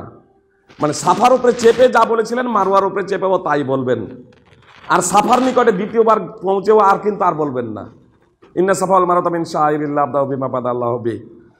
কিন্তু এরপরের আলহামদুলিল্লাহ, আল্লাহু আকবার, লা ইলাহা ইল্লাল্লাহ, এই দোয়াগুলো সাফার উপরেও পড়বেন প্রত্যেকবার, মারওয়ার উপরেও প্রত্যেকবার পড়বেন। সাফার উপরে হাত তুলে দোয়া করবেন, কাবার দিকে মুখ করে, মারওয়ার উপরেও হচ্ছে কাবার দিকে মুখ করে দোয়া করবেন। তাহলে সাফা থেকে কাবাকে দেখতে পাবেন, মারওয়া থেকে কাবাকে দেখতে পাবেন না। 7 চক্কর যখন হয়ে যাবে তখন চুল ন্যাড়া করে নেন। যদি দেখেন যে হজ করতে সময় আছে, 15 দিন 20 দিন হজের আরও টাইম আছে, আগে আপনাদেরকে নিয়ে গেছে, বুঝতে পেরেছেন, তাহলে ন্যাড়া হয়ে যান, তাহলে ন্যাড়া হয়ে যেতে পারেন। কিন্তু যদি দেখেন যে খুব বেশি সময় নাই, তাহলে চুল ছোট করেন। নবী সাল্লাল্লাহু আলাইহি সাল্লামের সাথে যারা ওই হজ্জে তামাত্তু করেছিল তাদেরকে রাসূল সাল্লাল্লাহু আলাইহি সাল্লাম কাসসিরও বলেছিলেন, তোমরা চুল ছোট করে নাও। তো চুল ছোট করে নেবেন। চুল ছোট করে নেওয়ার পরে এবার আপনারা হালাল হয়ে যাবেন, মানে উমরা আপনাদের কমপ্লিট, পূর্ণ হয়ে যাবে। এবার সাধারণভাবে জীবনযাপন করবেন, মানে এহরাম বাঁধার আগে যেমন আপনারা ছিলেন এখন সেই রকম হয়ে গেছেন, কিন্তু আপনাদের মানসিক চিন্তা ভাবনা পরিবর্তন হয়ে যাবে ইনশাআল্লাহ। 100% নিজের জীবনকে আল্লাহর পথে ব্যয় করার জন্য সার্বিক প্রচেষ্টা চালাতে হবে, বুঝতে পেরেছেন। এবার 8ই জুলহিজ্জা তারবিয়ার দিন, সেদিন আপনার হজের জন্য আপন আপন স্থান থেকে এহরাম বাঁধবেন। অবশ্য আজকাল ভিড় হয়ে যাওয়ার কারণে 7ই জুলহিজ্জায় আপনার সূর্য অস্তমিত হয়ে যাওয়ার পরে এহরাম বাঁধার জন্য বলে, আর আগে থেকেই বলে তো সূর্য 7ই জুলহিজ্জা সূর্য অস্তমিত হয়ে যাওয়ার পরে আপনার এহরাম বাঁধার 8 তারিখ পড়ে যাচ্ছে, ইয়াউমুত তারবিয়া হয়ে যাচ্ছে। সেই দিন আপনারা আপন আপন ডেরা থেকে, আপন আপন স্থান থেকে, আপন আপন হোটেল থেকেই পরিষ্কার পরিচ্ছন্ন হয়ে আপনার হজের জন্য এহরাম বাঁধবেন। হজের জন্য এহরাম বাঁধার অর্থ হচ্ছে আপনার আবার এই এহরামের পোশাক এরকম পরে নিলেন যেভাবে তখন পড়েছিলেন, তারপরে এবারকার এটা তো কাপড় পরলেন, এবার এহরামের নিয়াত করবেন, আল্লাহুম্মা লাব্বাইকা হাজ্জা বা লাব্বাইকা হাজ্জা। আপনি এহরামে প্রবেশ করে গিয়েছেন আপন আপন স্থান থেকেই। তারপরে মিনায় পৌঁছাবেন, কসর করে আপন আপন টাইমে জোহর, আসর, মাগরিব, এশা এই 5 ওয়াক্তের নামাজ পড়বেন। তারপরে সূর্য উদিত হওয়ার পরে, সূর্য উদিত হওয়ার পরে আরাফা যাবেন।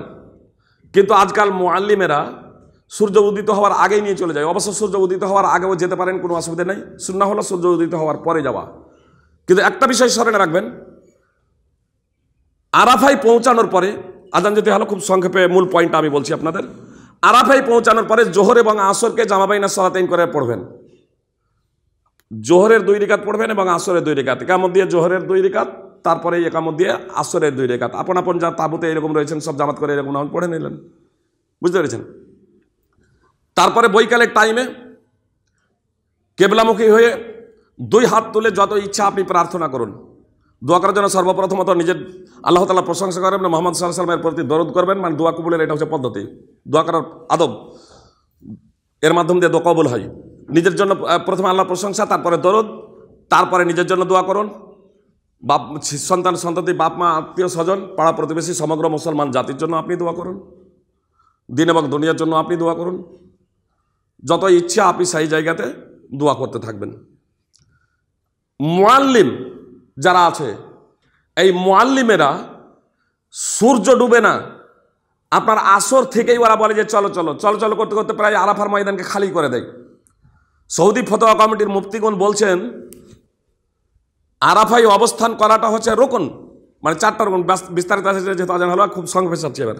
4টা রুকন, কিন্তু আরাফাতে অবস্থান করা সূর্য অস্তমিত হওয়া পর্যন্ত, যারা দিনে যাবে, যারা দিনে আরাফায় পৌঁছে যাবে, সূর্য অস্তমিত হওয়া পর্যন্ত আরাফাতে অবস্থান করাটা হচ্ছে ওয়াজিব। এর তাৎপর্য হলো, কেউ যদি সূর্য অস্তমিত 9ই জুলহিজ্জা আরাফার দিন কেউ যদি সূর্য ডুবার আগেই যদি আরাফার ময়দান ছেড়ে দেয় তাহলে তাকে দম দিতে হবে। মানে একটা পশু জবাই করে, একটা ছাগল বা একটা গরু জবাই করে আপনার দরিদ্র মিসকিনদের মাঝে মক্কার বিতরণ আপনাকে করতে হবে। এই জন্য সূর্য অস্ত নামিতে হলে যাবে না। মুআল্লিম যারা আছে ওরা তাগাদা করবে, আসলে অনেক সময় ওরাই জানে না। অনেক সময় যেমন আমাদের ভারতে প্রশিক্ষণ যারা দিয়ে সিংহভাগ প্রশিক্ষকরাই জানে না, তো ওখানে ওদের নয়। সৌদি ফতোয়া কমিটির মুফতি করে একদম দায়িত্বহীনভাবে সকালে বলছেন যে সূর্য অস্তমিত না হওয়া পর্যন্ত আরাফার ময়দান ত্যাগ করা যাবে না। অতএব সূর্য অস্তমিত হবে আরাফার ময়দানেই, কিন্তু মাগরিবের নামাজ পড়বেন না। নিয়ত করে নেবেন জামা বাইনা সালাতাইনের। যখন মুজদালিফায় এবার পৌঁছাবেন, সূর্য অস্তমিত হলে এবার আরাফাত ছাড়তে পারেন। যখন মুজদালিফায় পৌঁছাবেন, মুজদালিফায় পৌঁছে মাগরিব এবং ইশা জামা বাইনা সালাতাইন করবেন।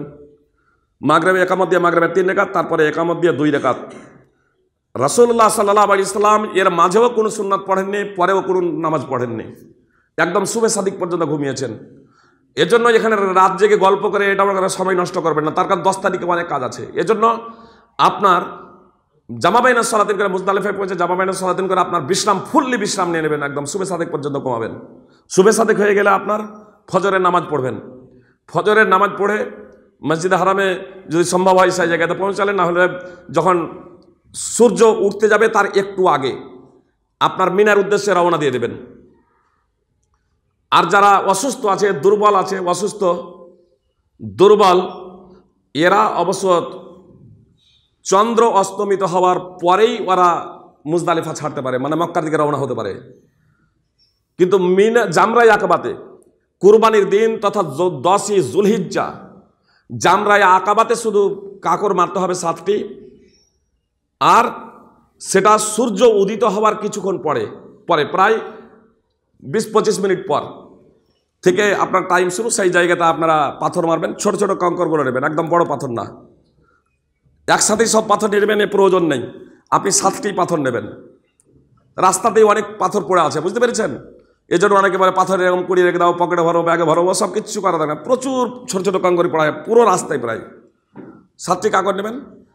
আপনার আবার তালবিয়া কখন শুরু করবেন? যখন হজের জন্য যখন এহরামে দেখেন আবার তালবিয়া শুরু হয়ে যাবে, বুঝতে পেরেছেন? লাব্বাইক আল্লাহুম্মা লাব্বাইক, লাব্বাইক আল্লাহুম্মা লাব্বাইক, লাব্বাইক লা শারীকা লাক, লাব্বাইক ইন্নাল হামদা ওয়ান নি'মাতা লাকা ওয়াল মুলকু লা শারীকা লাক। এই তালবিয়া পাঠ করতে থাকবেন, অব্যাহত ধারায় তালবিয়া পাঠ করতে থাকবেন। কতক্ষণ পর্যন্ত? যতক্ষণ না আপনি হাজরা আসওয়াদকে আপনি পাথর মারছেন। যখন হাজরা আসওয়াদকে পাথর মারবেন তখন আল্লাহু আকবার বলবেন, বুঝতে পেরেছেন? হাজরা আসওয়াদকে পাথর মারবেন তখন আল্লাহু আকবার বলবেন। হাজরা আসওয়াদকে পাথর, ওই কঙ্করটাকে কাবলি ছোলার সমপরিমাণ প্রায়, জি, এই বৃদ্ধাঙ্গুলি এবং তর্জনী এই দুটো আঙুলের মাথায় ধরবেন, দিয়ে জামরায়ে আকাবাতে পাথর মারবেন। জামরায়ে আকাবা যেটা মক্কার দিকে অবস্থিত, যাকে বড় শয়তান বলা হচ্ছে, 10ই জুলহিজ্জা জামরায়ে আকাবায় পাথর মারবেন। তারপরে মাথার চুল ন্যাড়া করে নেবেন, এটা হচ্ছে উত্তম। ছোট যদি করবো মনে করেন এটা হচ্ছে জায়েজ, বুঝতে পেরেছেন? কুরবানি যদি নিজে করেন, নিজে করতে পারেন, আমরা নিজে করেছিলাম, কিন্তু নিজে যারা সাধারণত সরকারি মাধ্যমে যায় ওদের ওই এজেন্টের মাধ্যমেই, আপনাদের হাতে আসে না সাধারণত, তো ওরা কুরবানি যখন করবে কোনো সমস্যা নেই, বুঝতে পেরেছেন? মানে কুরবানি এবং চুল কাটা অগ্র পশ্চাৎ হলে কোনো সমস্যা নেই। 10ই জুলহিজ্জার কর্ম অগ্র পশ্চাৎ হলে কোনো সমস্যা নেই। মানে অনেকেই বলে যে না চুল কাটা যাবে না যতক্ষণ পর্যন্ত না কুরবানি হবে, আগে খোঁজ খবর হয়ে যাক, কোনো সমস্যা নেই। 10ই জুলহিজ্জার কর্ম প্রসঙ্গে রাসূল সাল্লাল্লাহু আলাইহি সাল্লামকে কেউ যখন বলছে আল্লাহ রাসূল আমি আগে চুল কেটে লেহি কুরবানি আগে, বলছে আল্লাহ হারাত, কোনো সমস্যা নেই। কেউ বলছে আগে কুরবানি করে নিয়েছি এর আগে, বলছে কোনো সমস্যা নেই। যে কোনো কর্ম প্রসঙ্গে রাসূল সাল্লাল্লাহু আলাইহি সাল্লামকে জিজ্ঞেস করে বলে কোনো সমস্যা নেই, ইফআলু ওয়ালা হারাত, কোনো সমস্যা নেই, তোমরা করো। অতএব জামরায়ে আকাবাতে 7টি কঙ্কর মেরে দেবেন, অর্থাৎ বড় শয়তান যেটা মক্কার দিকে অবস্থিত, মিনা থেকে মক্কার দিকে যেটা অবস্থিত, ওটাতে 7টি কঙ্কর মেরে নেওয়ার পরে মাথার নাড়া হয়ে যাবেন বা চুল ছোট করে নেবেন, আপনার কুরবানির এজেন্টকে দেবেন, ওরা কুরবানি আপনার করবে, বুঝতে পেরেছেন? সেই দিনে 5টি কাজ কিন্তু একটা আপনার এজেন্টের মাধ্যমে হয়ে যাচ্ছে, তাহলে আপনাকে সরাসরি 4টি সেদিন কাজ করতে হবে। জামরায়ে আকাবাতে পাথর মারলেন, তারপরে মাথার চুল নাড়াও অথবা ছোট করলেন, পরিষ্কার পরিচ্ছন্ন হয়ে আপনার গোসল করে নিন, আতরে এবার ব্যবহার করে নিন, এহরামের কাপড়ও খুলে দিন, কোনো সমস্যা নেই। তারপরে সম্ভব হলে সেই দিনই আপনার তাওয়াফে জিয়ারা করে নিন, যাকে তাওয়াফে ইফাজাও বলে, আপনার মক্কা পৌঁছে। আর তারপরে আপনার যেহেতু হজ্জে তামাত্তু করছেন, সাফা মারওয়ার সাই করে নেন। যখন এই কাজগুলো হয়ে যাবে, এবার পূর্ণরূপে এবার তখন হালাল হয়ে যাবেন, বুঝতে পেরেছেন? মানে এহরামের কারণে যা কিছু নিষেধ ছিল এবার সব কিছু আপনার জন্য ওগুলো বৈধ হলো, হারামই থাকলো। যা চিরতরে হারাম তা হারামই আছে, ইহরামের কারণে যা কিছু অবৈধ হয়েছিল সেই জিনিসগুলো এবার বৈধ হয়ে গেল। এবার স্ত্রীর সাথে মেলামেশা ইত্যাদি সব কিছু আপনার বৈধ, আতর ইত্যাদি সব কিছু আপনি ব্যবহার করতে পারেন, কোনো সমস্যা নেই। এবার তাওয়াফ সাফা মারওয়ার সাই করে নেওয়ার পরে আবার মিনা চলে আসবেন। মিনাতে 11ই জুলহিজ্জা এবং 12ই জুলহিজ্জা আপনাকে থাকতেই হবে, অর্থাৎ 10ই জুলহিজ্জা দিন যে রাত থাকতে হবে, 11ই জুলহিজ্জা দিন যে রাত আপনাকে থাকতেই হবে। 11ই জুলহিজ্জা এবং 12ই জুলহিজ্জা মিনাতে রাতগুলো অবস্থান করতে হবে, বুঝতে পেরেছেন? সাফা মারওয়ার সাই করার পরে আবার মিনা চলে আসবেন, রাত্রি যাপন করবেন আপনার মিনাতে। যদি গোসল করার জন্য মনে করেন যে আমরা হোটেলে চলে যাবো, যেতে পারেন, কোনো সমস্যা নেই। আপনার জামরাই আকাবাতে বড় শয়তানকে পাথর মারার পরে আপনারা যদি মনে করেন যে চুল কেটে নিলাম, এবার হোটেলে গিয়ে গোসল করে, তবুও করতে পারেন, কোনো সমস্যা নেই। হোটেলে গিয়ে গোসল টোসল করে নিলেন, কিন্তু সেই সময় এতটুকু জেনে রাখবেন যে আতর তো ব্যবহার করতে পারবেন, জামা কাপড় ব্যবহার করতে পারবেন, সুগন্ধি ব্যবহার করতে পারবেন, কিন্তু স্ত্রী তখন অবৈধ না, যারা স্বামী স্ত্রী থাকবেন, বুঝতে পেরেছেন। তাওয়াফে জিয়ারা করবেন এবং সাফা মারওয়ার সাই করবেন, তারপরে সেটা তখন বৈধ হবে। তো তাওয়াফে জিয়ারা এবং সাই করার পরে আপনার রাত্রি যখন হবে, দিনে সেখানে থাকতে পারেন, মসজিদ হারামে নামাজ পড়তে পারেন, কোনো সমস্যা নেই, মাগরিবে এশাও পড়তে পারেন, কোনো সমস্যা নেই, কিন্তু সেখানে আপনার ঘুমাবেন না। আপনার ঘুমাবেন, রাত্রি যাপন করবেন আপনার মিনাতে আপনার তাবুতে। এখানে আপনার 10ই জুলহিজ্জা দিন যে রাত্রে আপনার বিশ্রাম করবেন, সকালেও বিশ্রাম করবেন। সুন্নাত হলো আপনার সূর্য ঢলে যাওয়ার পরে 3টা জামরাতে কাকর মারা। এই জন্য সুন্নতি পদ্ধতি অবলম্বন করবেন অনেক সময়। কখন?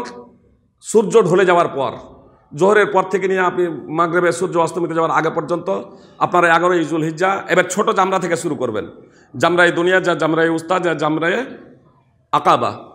তো ছোট জামরাই প্রথমত 7টা কাকর মারবেন। 21টা কাকর এবার একসাথে এরকম নিয়ে নিতে পারেন, কোনো অসুবিধা নেই। 21টা কাকর নিয়ে নিলেন। এবার আমি আপনাকে বলি, মনে করুন এটা হচ্ছে দুনিয়ায় উস্তা, অর্থাৎ ছোট জামরা, ছোট শয়তান যাকে বলছেন, বুঝতে পেরেছেন। একটা জিনিস জেনে রাখবেন, এই জায়গাতে গিয়ে কিন্তু সবাই ভিড় করে। এখান থেকে ছোট জামরা শুরু হচ্ছে, তো এখানে গিয়েই পিছন থেকে লাফিয়া মারতে যাচ্ছে, এখানেই সব মুখটাতে ভিড় করা আছে। কিন্তু এই যে জামরাটা প্রায় এই ঘরের সমান লম্বা। এত বড় যে ঘর দেখছেন, একদম এত বড় লম্বা মনে করেন। তাহলে আমি শুধু এই কোণাতেই দাঁড়িয়ে থেকে যাব কেন? আমার এখানে দাঁড়ানোর কোনো প্রয়োজনই নেই, বুঝতে পেরেছেন। এখানে দাঁড়াবেন না। আপনি যখন একটু এগিয়ে গিয়ে দেখছেন, এখানে পুরোটাই ফাঁকা পড়া আছে, লম্বা তো পুরোটাই ফাঁকা পড়া আছে। আপনি একদম পাশে থেকে সাধারণভাবে আপনি মারেন, একটু এগিয়ে যাবেন, তাহলে ভিড়ও হবে না, আপনার অত কষ্টও করতে হবে না, একদম সাধারণভাবে আপনি ডাইরেক্ট আপনার করতে পারছেন। এবার ছিটকে গিয়ে, জোরে মারতে গিয়ে ছিটকে গিয়ে যদি কোনো বাইরেও চলে আসে, কোনো সমস্যা নেই, বুঝতে পেরেছেন। আপনি 7টাই করবেন, বাস। এবার এটা যখন হয়ে যাবে, একটু সোজা এসে এটাকে মেরে সোজা এসে এইভাবে এগিয়ে গেলেন, হাত তুলে কাবার দিকে দোয়া করেন।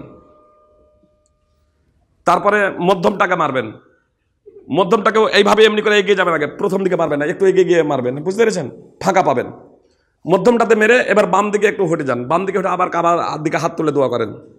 তারপরে বড়টা জামরা একবার 10ই জুলহিজ্জা যেটাকে মেরেছিলেন সেটাকে এবার মারেন।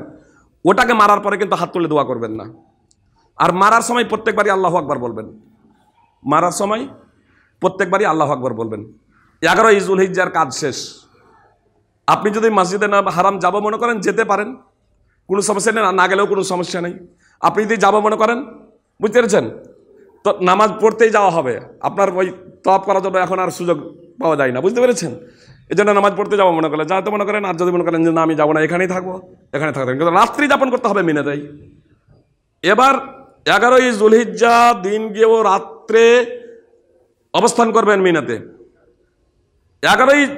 এবার 12ই জুলহিজ্জা পড়ে যাবে, সকাল হবে তখন।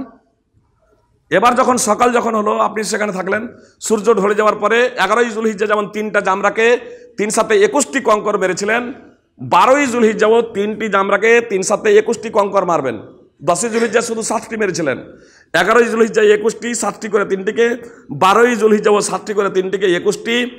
সূর্য ঢলার আগে যদি মনে করেন যে আমি আমার সামানপত্র নিয়ে, মানে যে ব্যাগ থাকবে বা যা কিছু এক একটু হালকা থাকবে, তা নিয়ে আমি মিনা ত্যাগ করে দেব, আমি 13ই জুলহিজ্জা মিনাতে আর থাকবো না, তাহলে আপনারা মিনা সূর্য অস্তমিত যাওয়ার আগে ত্যাগ করতে পারেন, বুঝতে পারছেন। কিন্তু যদি মিনাতে সূর্য ডুবে যায়, তাহলে আপনাকে আবার মিনাতেই অবস্থান করতে হবে। 13ই জুলহিজ্জা 3টা জামরাই কঙ্কর মেরে আপনাকে মিনা ত্যাগ করতে হবে।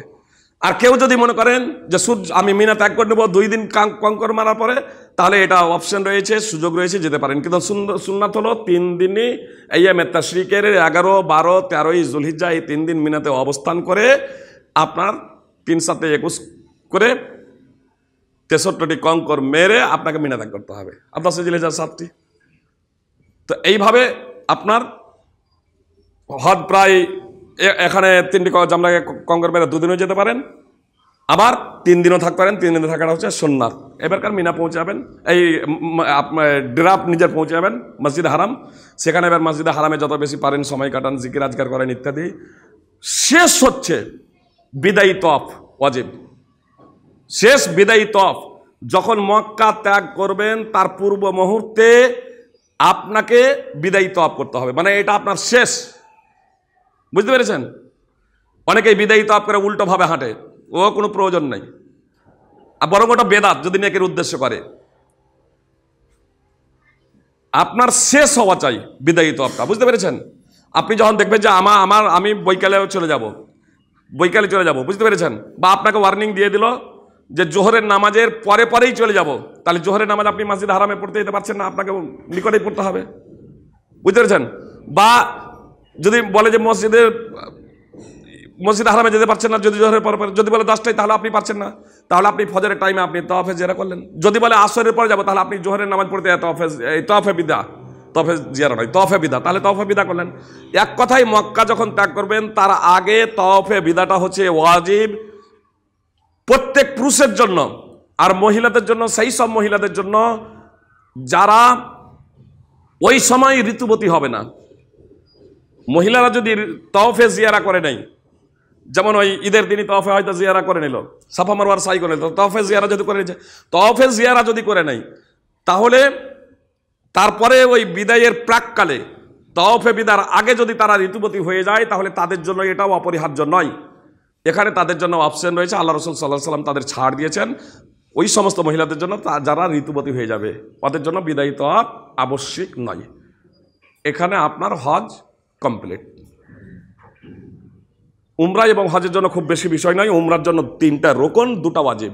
হজের জন্য 4টা রোকন আর 7টা ওয়াজিব।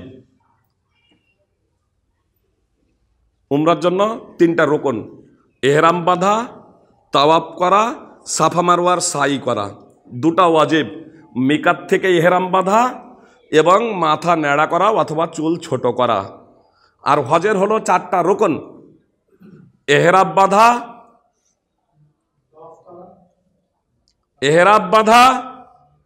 আরাফায় অবস্থান করা, তাওয়াফে জিয়ারা করা, সাফা মারওয়ার সাই করা। এই 4টা হলো হজের রোকন। আর হজের ওয়াজিব হলো মিকাত থেকে থেকে এহরাম হজের 7টা হলো ওয়াজিব। 7টা ওয়াজিব হলো আপনার মুজদালিফায় সূর্যাস্ত পর্যন্ত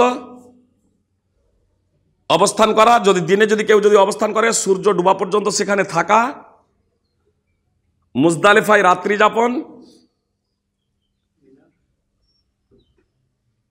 কুরবানি করা, হজ্জে তামাত্তু যেহেতু করছেন, কুরবানি, মাথা নেড়া এবং তওয়াফে জিয়ারত রোকন। আপনার তওয়াফে বিদা, মিনাতে অবস্থান। কি ছুটলো একটা? চুল ছোট বললাম।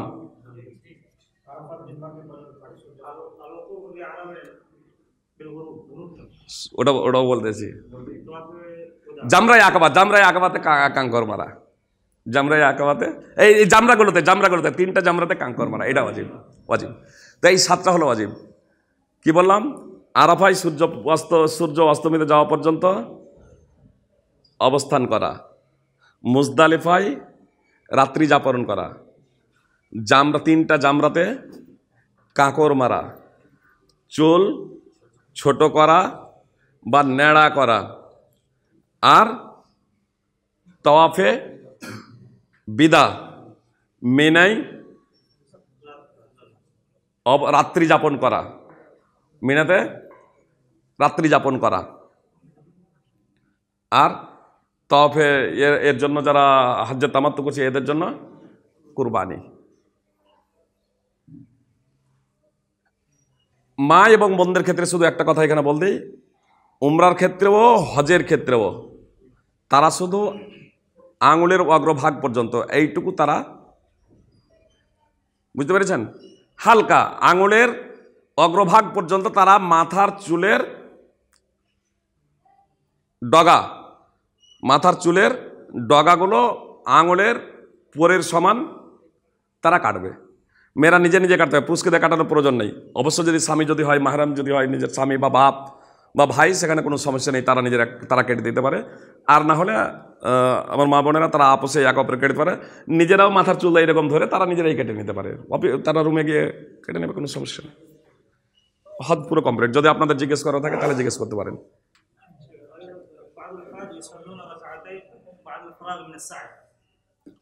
যে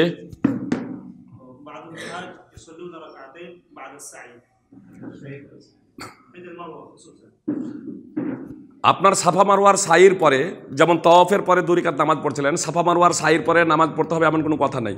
সাফা মারওয়ার সাইর পরে কোনো নামাজ নেই, বুঝতে পেরেছেন? সাফা মারওয়ার সাইর পরে সুন্নাত হিসেবে কোনো নামাজ নেই। এজন্য সাফা মারওয়া পরে আপনার মাথা নেড়া করে নেবেন অথবা চুল ছোট করে নেবেন উমরার ক্ষেত্রে। আর হজের ক্ষেত্রে তো আগেই জামরায় আকবাতে কঙ্কর মারার পরেই আপনার করে নিচ্ছেন।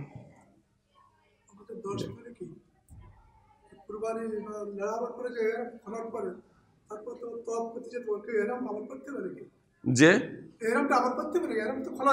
হ্যাঁ হ্যাঁ, আবার এহরাম পড়বেন কেন?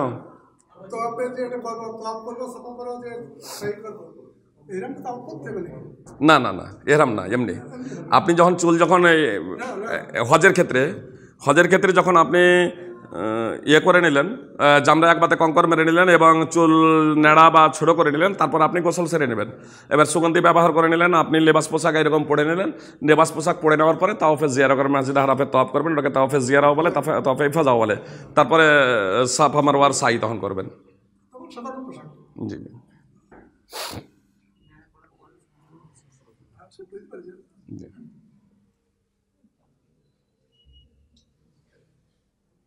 আর কিছু?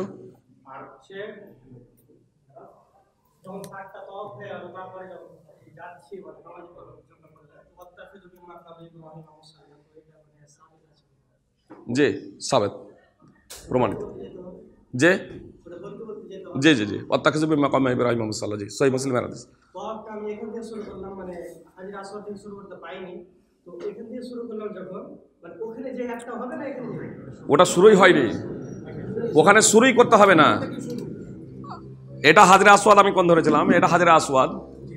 তো আমি এই জায়গাতে এলাম, হ্যাঁ, তো আমি এই জায়গাতে তখন এমনি হাঁটছি, এটা তওয়াফ এখন আমার শুরু হয় নাই, আর এখন শুরু হয়নি, আমি শুরু করব এই জায়গাতে এসে। আর এজন্য আমার যখন চাদরও যখন ছিল, চাদরও এইভাবে ছিল, তো ওই জায়গাটা আমার ওইভাবেই থাকবে। এইখানে যখন প্রবেশ এলাম তখনও চাদর এইভাবে সাধারণভাবে আমি চলে আসবো, এমনি জিকির আজগার আমি করতে থাকবো, হ্যাঁ, বা আমি তার জিকির আজগার করতে থাকবো এইভাবে সাধারণভাবে এসে যখন হাজরে আসওয়াদের কোণে আসবো, হাজরে আসওয়াদের কোণে এসে আগে এই করবো ইজতেবা। এই ইজতেবা করে নেওয়ার পরে এবার আল্লাহু আকবার, তারপরে কাবাকে বাঁ দিকে রেখে এবার আমার তাওয়াফ শুরু হলো।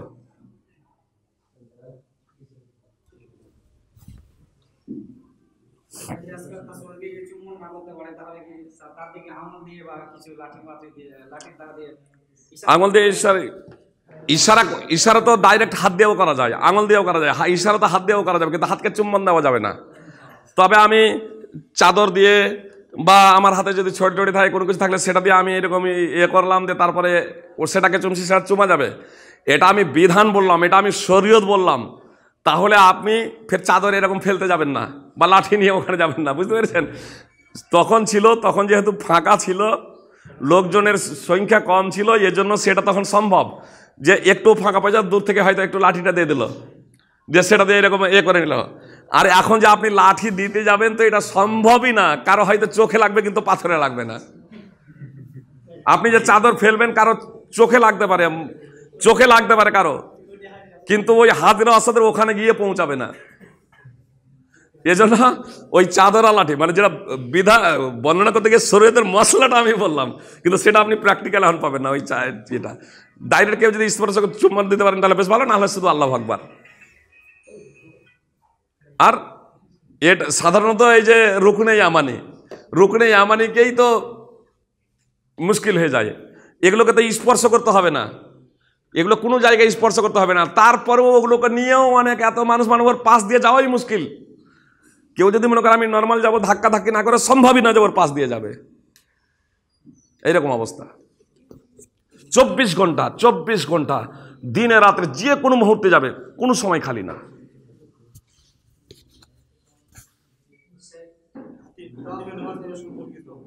যে হাতিমের ভিতরে নামাজ পড়তে পারেন, কোনো অসুবিধা নেই, ওটা তো কাবারই অংশ। যেমন কাবার ভিতরে নামাজ পড়া যায়, হাতিমের ভিতরে নামাজ পড়া যায়। তাহলে নামাজ পড়া, বুঝতে পেরেছেন? যেমন হাজরা আসওয়াদকে চুম্বন দেওয়া ডাইরেক্ট, এটা হচ্ছে সুন্নাত। একটা জিনিস যে রাখবেন, হাজরা আসওয়াদকে চুম্বন দেওয়াটা হচ্ছে সুন্নাত। কাবার ভিতরে নামাজ পড়ার হচ্ছে সুন্নাত। ভিতরে তো দরজা বন্ধ থাকে কিন্তু হাতিমটা খোলা থাকে, ওখানে নামাজ পড়াটা হচ্ছে সুন্নাত। আর কাউকে কষ্ট দেওয়াটা হারাম। সুন্নাত আদায় করতে গিয়ে যাতে হারাম কাজ না হয়, এই জিনিসটা আমাদের লক্ষ্য রাখতে হবে। সেখানে পুরুষ মহিলা ইসলামী বিধান সম্পর্কে অবগত নয় তো, একবারে এত ধাক্কা ধাক্কি কল্পনার বাইরে।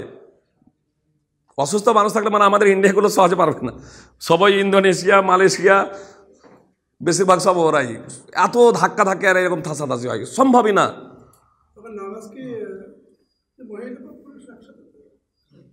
মহিলাদের জন্য আসলে আলাদা সেপারেট, মহিলাদের জন্য সেপারেট ব্যবস্থা এরকম রয়েছে। কিন্তু বিশেষ করে যখন তওয়াব যখন করে অতটা মেনটেন, এতগুলো লোকের ভিড়ে অতটা মেনটেন করা এরকম সম্ভবপর হয়ে ওঠে না। কিন্তু আছে ব্যবস্থা, সেপারেট ব্যবস্থা আছে।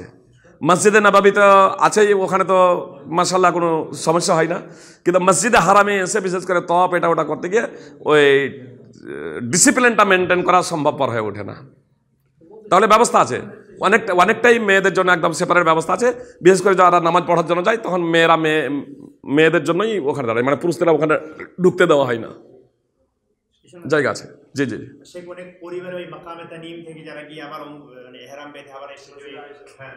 মাকামে তানিম মানে মসজিদে হারাম এলাকার বাইরে নিকটবর্তী, মক্কা থেকে নিকটবর্তী হালাল এলাকা। মানে আসলে মক্কাবাসীদের জন্য মিকাত হচ্ছে যারা মক্কাতে অবস্থান করে। মক্কাবাসীদের জন্য মিকাত হচ্ছে হজের জন্য যে ওখান থেকেই ওরা ইহরাম বাঁধবে, কিন্তু উমরার জন্য মক্কার বাইরে যেতে হয়। উমরার নিয়তের জন্য মক্কার বাইরে হালাল এলাকাতে যেতে হয়। আর হালাল এলাকার নিকটবর্তী হচ্ছে তানঈম, যেটা বর্তমানে মসজিদে আয়েশা, মানে আয়েশা রাদিয়াল্লাহু তাআলা আনহা সেখান থেকে উমরা করেছিলেন। একে কেন্দ্র করে আমাদের দেশে প্রচলিত আছে অনেকে এরকম মায়ের নামে, বাবের নামে, দাদার নামে, ভাইয়ের নামে, মেয়ের নামে, পাড়া প্রতিবেশী নামে এইভাবে উমরার উপরে উমরা 10টা 15টাই একটু করে চুল কাটে, একটু করে কাটতে কাটতে কাটতে কাটতে ও 10টা 15টাই একই সফরে করে ফেলে। এটা সঠিক না, এটা সঠিক না। অনুরূপভাবে ভিড় প্রচণ্ড হচ্ছে বলে ডিসিপ্লিন মেনটেন করতে গিয়ে আপনার কাবার চত্বরে আগে তো এরকম সাধারণভাবে, যেমন 2016তেই যখন যাই তখন শুক্রবারে আমি বিশেষ করে সকাল 8টার মধ্যে কাবাতে প্রবেশ করে যেতাম, জুমার নামাজ পড়ে বের হতাম, 4টা 5টা ওর মাঝে তওয়াফ করে নিতাম, মানে তওয়াফ করতাম আর ওই পানি খেতাম, এই 2 রাকাত নামাজ পড়তাম, পানি খেতাম, তারপর আবার তওয়াফ শুরু করতাম। এইভাবে 2016তে উমরা বা উমরার পরে হজে যখন গেলাম তখনও 4টা 5টা তওয়াফ করেছি। কিন্তু ইদানিংকালে, তারপরেও অবশ্য তখনও সেটা ছিল, কিন্তু ইদানিংকালে এবার যে গেলাম এখন কিন্তু উমরাকারী ছাড়া ভিতরে প্রবেশ করতে দেয় না। এজন্য এরা করে কি, ওই এহরামের কাপড় পরে নেয়, দিয়ে ধোকা দিয়ে ভিতরে প্রবেশ হয়। এটা বৈধ না, এটা বৈধ না। অনুরূপভাবে তানিমে গিয়ে, মসজিদে আয়েশাতে গিয়ে বা হালাল এলাকাতে গিয়ে বারবার বিভিন্ন জনের নামে উমরা করা, এটাও সঠিক নয়। যে উমরা অন্য জনের নামে করা যায়, নিজের উমরা করে নেওয়ার নামে পরে অন্য জনের নামে উমরা করা যায়, এটা শরীয়ত সম্মত। কিন্তু আমি বাড়ি থেকে বের হলাম উমরা করার নিয়েতে, উমরা করে নেওয়ার পরে তারপরে তানিমে গেলাম দিয়ে উমরা করছি অন্য জনের নামে, এটা শরীয়ত সম্মত না। বলবেন যে তাহলে আয়েশা কেন করলেন? আয়েশা করেছেন। আয়েশা রাদিয়াল্লাহু তাআলা আনহা উমরার নিয়তে মক্কায় প্রবেশ করেন, মক্কায় প্রবেশ করে তিনি ঋতুবতী হয়ে যান, ফলে তার উমরা হয়নি, উমরা করা তার হয়নি। যখন হজ সম্পাদন করে সবাই যখন ফিরে আসছেন, তখন মা আয়েশা রাদিয়াল্লাহু তাআলা আনহা আল্লাহ রসুলকে বলছেন যে আল্লাহ রসুল সব উমরা আর হজ করে যাচ্ছে, আর আমি কেবলমাত্র উমরা করে। তখন আল্লাহ রসুল সাল্লাল্লাহু আলাইহি ওয়াসাল্লাম তার এই কথা শোনার পরে আব্দুর রহমান বিন আবি বকর মানে আয়েশার ভাইকে বললেন যে একে তানিমে নিয়ে যাও, দিয়ে একে উমরা করিয়ে নিয়ে এসো, তানিমে নিয়ে যাও, দিয়ে উমরা করিয়ে নিয়ে এসো। এবার আয়েশাকে তানিমে নিয়ে গিয়ে উমরা করিয়ে নিয়ে এলেন। যদি সেটা সার্বিকভাবে সকলের জন্যই প্রযোজ্য হতো, তাহলে আব্দুর রহমান তো আয়েশার সাথে সাথে তানিমে গেলেন, তাহলে কি আব্দুর রহমানও উমরা করতেন না? যে ওর সাথে তোকে ঘুরতেই হচ্ছে, অথচ আয়েশা আব্দুর রহমান তিনি উমরা করছেন না। এই জন্য শেখ ইবনে উসাইমিন রাহিমাহুল্লাহ বলছেন যে সেই জায়গা থেকে এইভাবে করাটা এটা ঠিক না। তাহলে কাদের জন্য এখন সেটা কি প্রযোজ্য নয়? হ্যাঁ, এখন প্রযোজ্য। কাদের জন্য? যাদের অবস্থা মা আয়েশার মতো হবে, অর্থাৎ যে সমস্ত আমার মা এবং বোন উমরার জন্য গিয়েছে আর উমরার জন্য যাবার পরে উমরা সম্পাদন হয়নি, তাদের ঋতু হয়ে গেছে, মাসিক হয়ে গেছে, তাহলে তারা তখন সাধারণ অবস্থায় থাকবে। যখন পবিত্র হয়ে যাবে তখন তারা তানঈম থেকে অথবা হারাম এলাকার বাইরে গিয়ে উমরার নিয়াত করবে, ইহরাম বেঁধে আপনার উমরা সম্পাদন করবে। তাদের জন্য এটা বৈধ, আমাদের সকলের জন্য না, পুরুষের জন্য তো নয় এবং অন্যান্য মহিলার সার্বিকভাবে তাদের জন্য না। যাদের অবস্থা কেবলমাত্র মা আয়েশার মতো হবে তাদের জন্য এটা বৈধ। বলেন। হুদুদে আরাফা, এই হুদুদে আরাফা নিয়ে অনেকে ওই মসজিদ থেকে করতে গিয়ে বেরিয়ে হুদুদে আরাফার মধ্যে প্রথম থাকতে হবে, সেটা বিষয়ে একটা হুদুদে আরাফাটা করতে হবে। হুদুদে আরাফাতে কিছুক্ষণ অবস্থান করতে হবে। আমি বললাম দিনে যাওয়াটা এটা হচ্ছে সুন্নাহ। হুদুদে আরাফাতে 9 যুলহিজ্জা দিন যে শেষে রাত্রে হলেও হুদুদে আরাফাতে থাকতেই হবে। কেউ যদি হুদুদে আরাফায় যদি পদার্পণই না করে, বুঝতে পেরেছেন, কেউ যদি হুদুদে আরাফায় আরাফার মাটিতে কেউ যদি পা না দেয়, তাহলে তার হজই হবে না সেই বছর, 1 বছর অপেক্ষা করতে হবে। আপনার 9 যুলহিজ্জা দিনে অবস্থান করেনি, অথবা 9 যুলহিজ্জা আরাফার দিন সূর্য অস্তমিত হওয়ার পরেও রাত্রেও সে পৌঁছায়নি আরাফার মাঠে, তাহলে তার হজ বাতিল, সেই বছর আর হজ হবে না। আর দিনে যদি কেউ যদি আরাফার মাঠে যদি পৌঁছে গেছে, সূর্য ডুবার আগেই যদি চলে আসে, তাহলে দম দিতে হবে। আমি বললাম মানে সূর্য ডুবার পরে পর্যন্ত তাকে অপেক্ষা করতে হবে। কিন্তু কোনো ব্যক্তি যদি সূর্য ডুবার আগে যদি না পৌঁছাচ্ছে, কোনো কারণে সূর্য ডুবার পরেই যদি পৌঁছাচ্ছে, তাকে দম দিতে হবে না। এক কথায় সূর্য ডুবা পর্যন্ত আরাফাতে থাকা, সূর্য অস্তমিত হয়ে যাওয়া পর্যন্ত আরাফাতে থাকা, এটা হচ্ছে ওয়াজিব। আর আরাফার মাঠে পৌঁছানো দিনে অথবা রাতে, এটা হচ্ছে রুকন।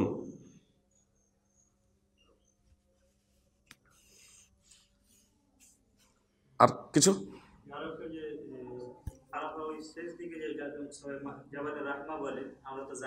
জি জি, আপনার জাবালে রহমাতে গিয়ে অনেক সময় মাটি চুম্বন করা, উমুক এটা ওটা, জেনে রাখবেন যে চুম্বন করা বা উমুক এটা ওটা এসবগুলো বেদাতের অন্তর্ভুক্ত। জি, ওসব কোনো কিছু নয়। জাবালে রহমাত আপনি সেই জায়গাতে যান বা আরাফার মাঠে যে কোনো জায়গাতে গিয়ে আল্লাহ তাআলার কাছে কেবলামুখী হয়ে প্রার্থনা করুন, বাস।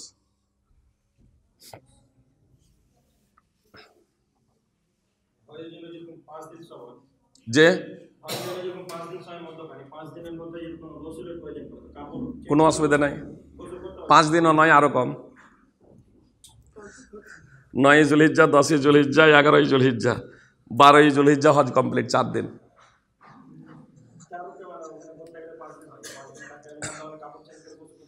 জি, কেউ কথায় গোসল যদি ফরজ যদি হয়, আপনি গোসল করবেন। গোসল ফরজ না হলেও আমি যদি মনে করি যে আমি ইহরামের কাপড় পরিবর্তন করব, কোনো সমস্যা নেই। আপনাকে বললাম তো, আপনি ইহরামের কাপড় পরিবর্তন করতে পারেন, কোনো সমস্যা নেই। যেটাতে আপনি ইহরাম বেঁধেছেন সেটাই পরে থাকতে পারবেন না। আর ইহরাম এটা তো হচ্ছে একটা পোশাক, এটা ইহরাম না। ইহরাম হচ্ছে হৃদয়ে সংকল্প করা, এটাকে ইহরাম বলে, এটা হচ্ছে রোকন। আর মিকাত থেকে ইহরাম বাঁধা, এটা হচ্ছে কি ওয়াজিব। আর যদি না থাকে তাহলে পুনরাবৃত্তি আবার করে দিচ্ছি বিষয়টা। উমরার রুকন হচ্ছে 3টে, ইহরাম, মানে এহরামের কাপড় না, এটা তো হচ্ছে সুন্নাহ। এহরাম মানে হৃদয়ে সংকল্প করা লাব্বাইকা উমরা, মসজিদ হারামের তাওয়াফ, সাফা মারওয়ার সাই, এই তিনটা হচ্ছে রোকন, কম্পালসারি। এগুলো ছেড়ে দিলে কিন্তু বাতিল হয়ে যাবে একটা ছুটে গেলে। ওয়াজিব হচ্ছে দুটি, মিকাত থেকে এহরাম বাঁধা, মিকাত থেকে এহরাম বাঁধা মানে যেটা নিয়াতটা যেটা করবো হৃদয়ে, সেটা যাতে মিকাত থেকে হওয়া চাই। আর চুল ন্যাড়া করাও অথবা ছোট করা। হাজার তামাত্ম করছি, টাইম যদি কল পড়ে থাকে তাহলে আমরা চুল ছোট করে নেবো, এটাই হচ্ছে মুস্তাহাব। আর হজের জন্য 4টি রুকন: এহরাম, আরাফায় অবস্থান, তাওয়াফে জিয়ারা, এর অপর নাম তাওয়াফে ইফাজাহ, 4 সাফা মারওয়ার সাই। হজের ওয়াজিব হলো 7টি। একটা হলো এহরাম, মানে মিকাতে, এবার আপনি যেখানে অবস্থান করছেন সেটাই আপনার মিকাত, তো মিকাত থেকে এহরাম। নম্বর 2, আরাফার ময়দানে সূর্যাস্ত পর্যন্ত অবস্থান করা। নম্বর 3, মুজদালিফায় রাত্রি যাপন করা। নম্বর 4, জামরাতে কঙ্কর মারা, জামরাগুলোতে কঙ্কর মারা। নম্বর 5, চুল ছোট অথবা ন্যাড়া হওয়া। আর নম্বর 6 বিদায়, এই নম্বর 6 আপনার মিনাতে রাত্রি যাপন। নম্বর 7 বিদায়ী তফ। আর হাজ্জে তামাত্তু করার জন্য আপনার 8টা হয়ে যাবে, কিন্তু হাজ্জে ইফরাদে যেহেতু ওটা নেই জন্য অনেকে 7টা বলে, কিন্তু আসলে হাজ্জে তামাত্তু যারা করছে তাদের জন্য 8। আপনার কুরবানি, হাজ্জে কেরানের জন্য কুরবানি। তো আমরা হাজ্জে তামাত্তু করবো ইনশাআল্লাহ। আল্লাহ তাআলা আমাদেরকে মুহাম্মদ সাল্লাল্লাহু আলাইহি সাল্লামের পদ্ধতি তথা পদ্ধতি অনুযায়ী হজ করতে হবে। কুরবানি যদি করতে পারে তাহলে 3টি রোজা, ওখানে থাকা অবস্থায় 3টি রোজা, বাড়িতে আসার পরে 7টি রোজা। হাজ্জে তামাত্তু যারা করবেন তাদের জন্য কুরবানি ওয়াজিব। যদি কুরবানি করতে সক্ষম না হন তাহলে ওখানে 3টি রোজা রাখতে হবে, বাড়িতে এসে 7টি করতে হবে। আরাফার দিনের আগে পর্যন্ত রোজা করে নেওয়ার প্রচেষ্টা করবেন, যদি সম্ভব যদি না হয় তাহলে তারপরেও আপনারা সেই রোজাগুলো আদায় করতে পারবেন, কোনো সমস্যা নেই। আর বাড়িতে এসে তখন 7টি করতে হবে।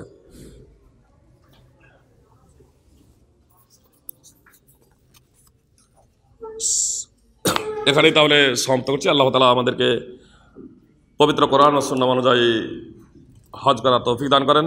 যারা আমরা এখনো হজ করিনি আল্লাহ তাআলা তাদেরও তৌফিক দান করেন, যাতে আমরা সেই তৌফিক আল্লাহ তাআলা আমাদের দেন যে সুস্থভাবে আমরা যাতে মুহাম্মদ সাল্লাল্লাহু আলাইহি ওয়াসাল্লামের পদ্ধতি অনুযায়ী হজ করতে সক্ষম হই।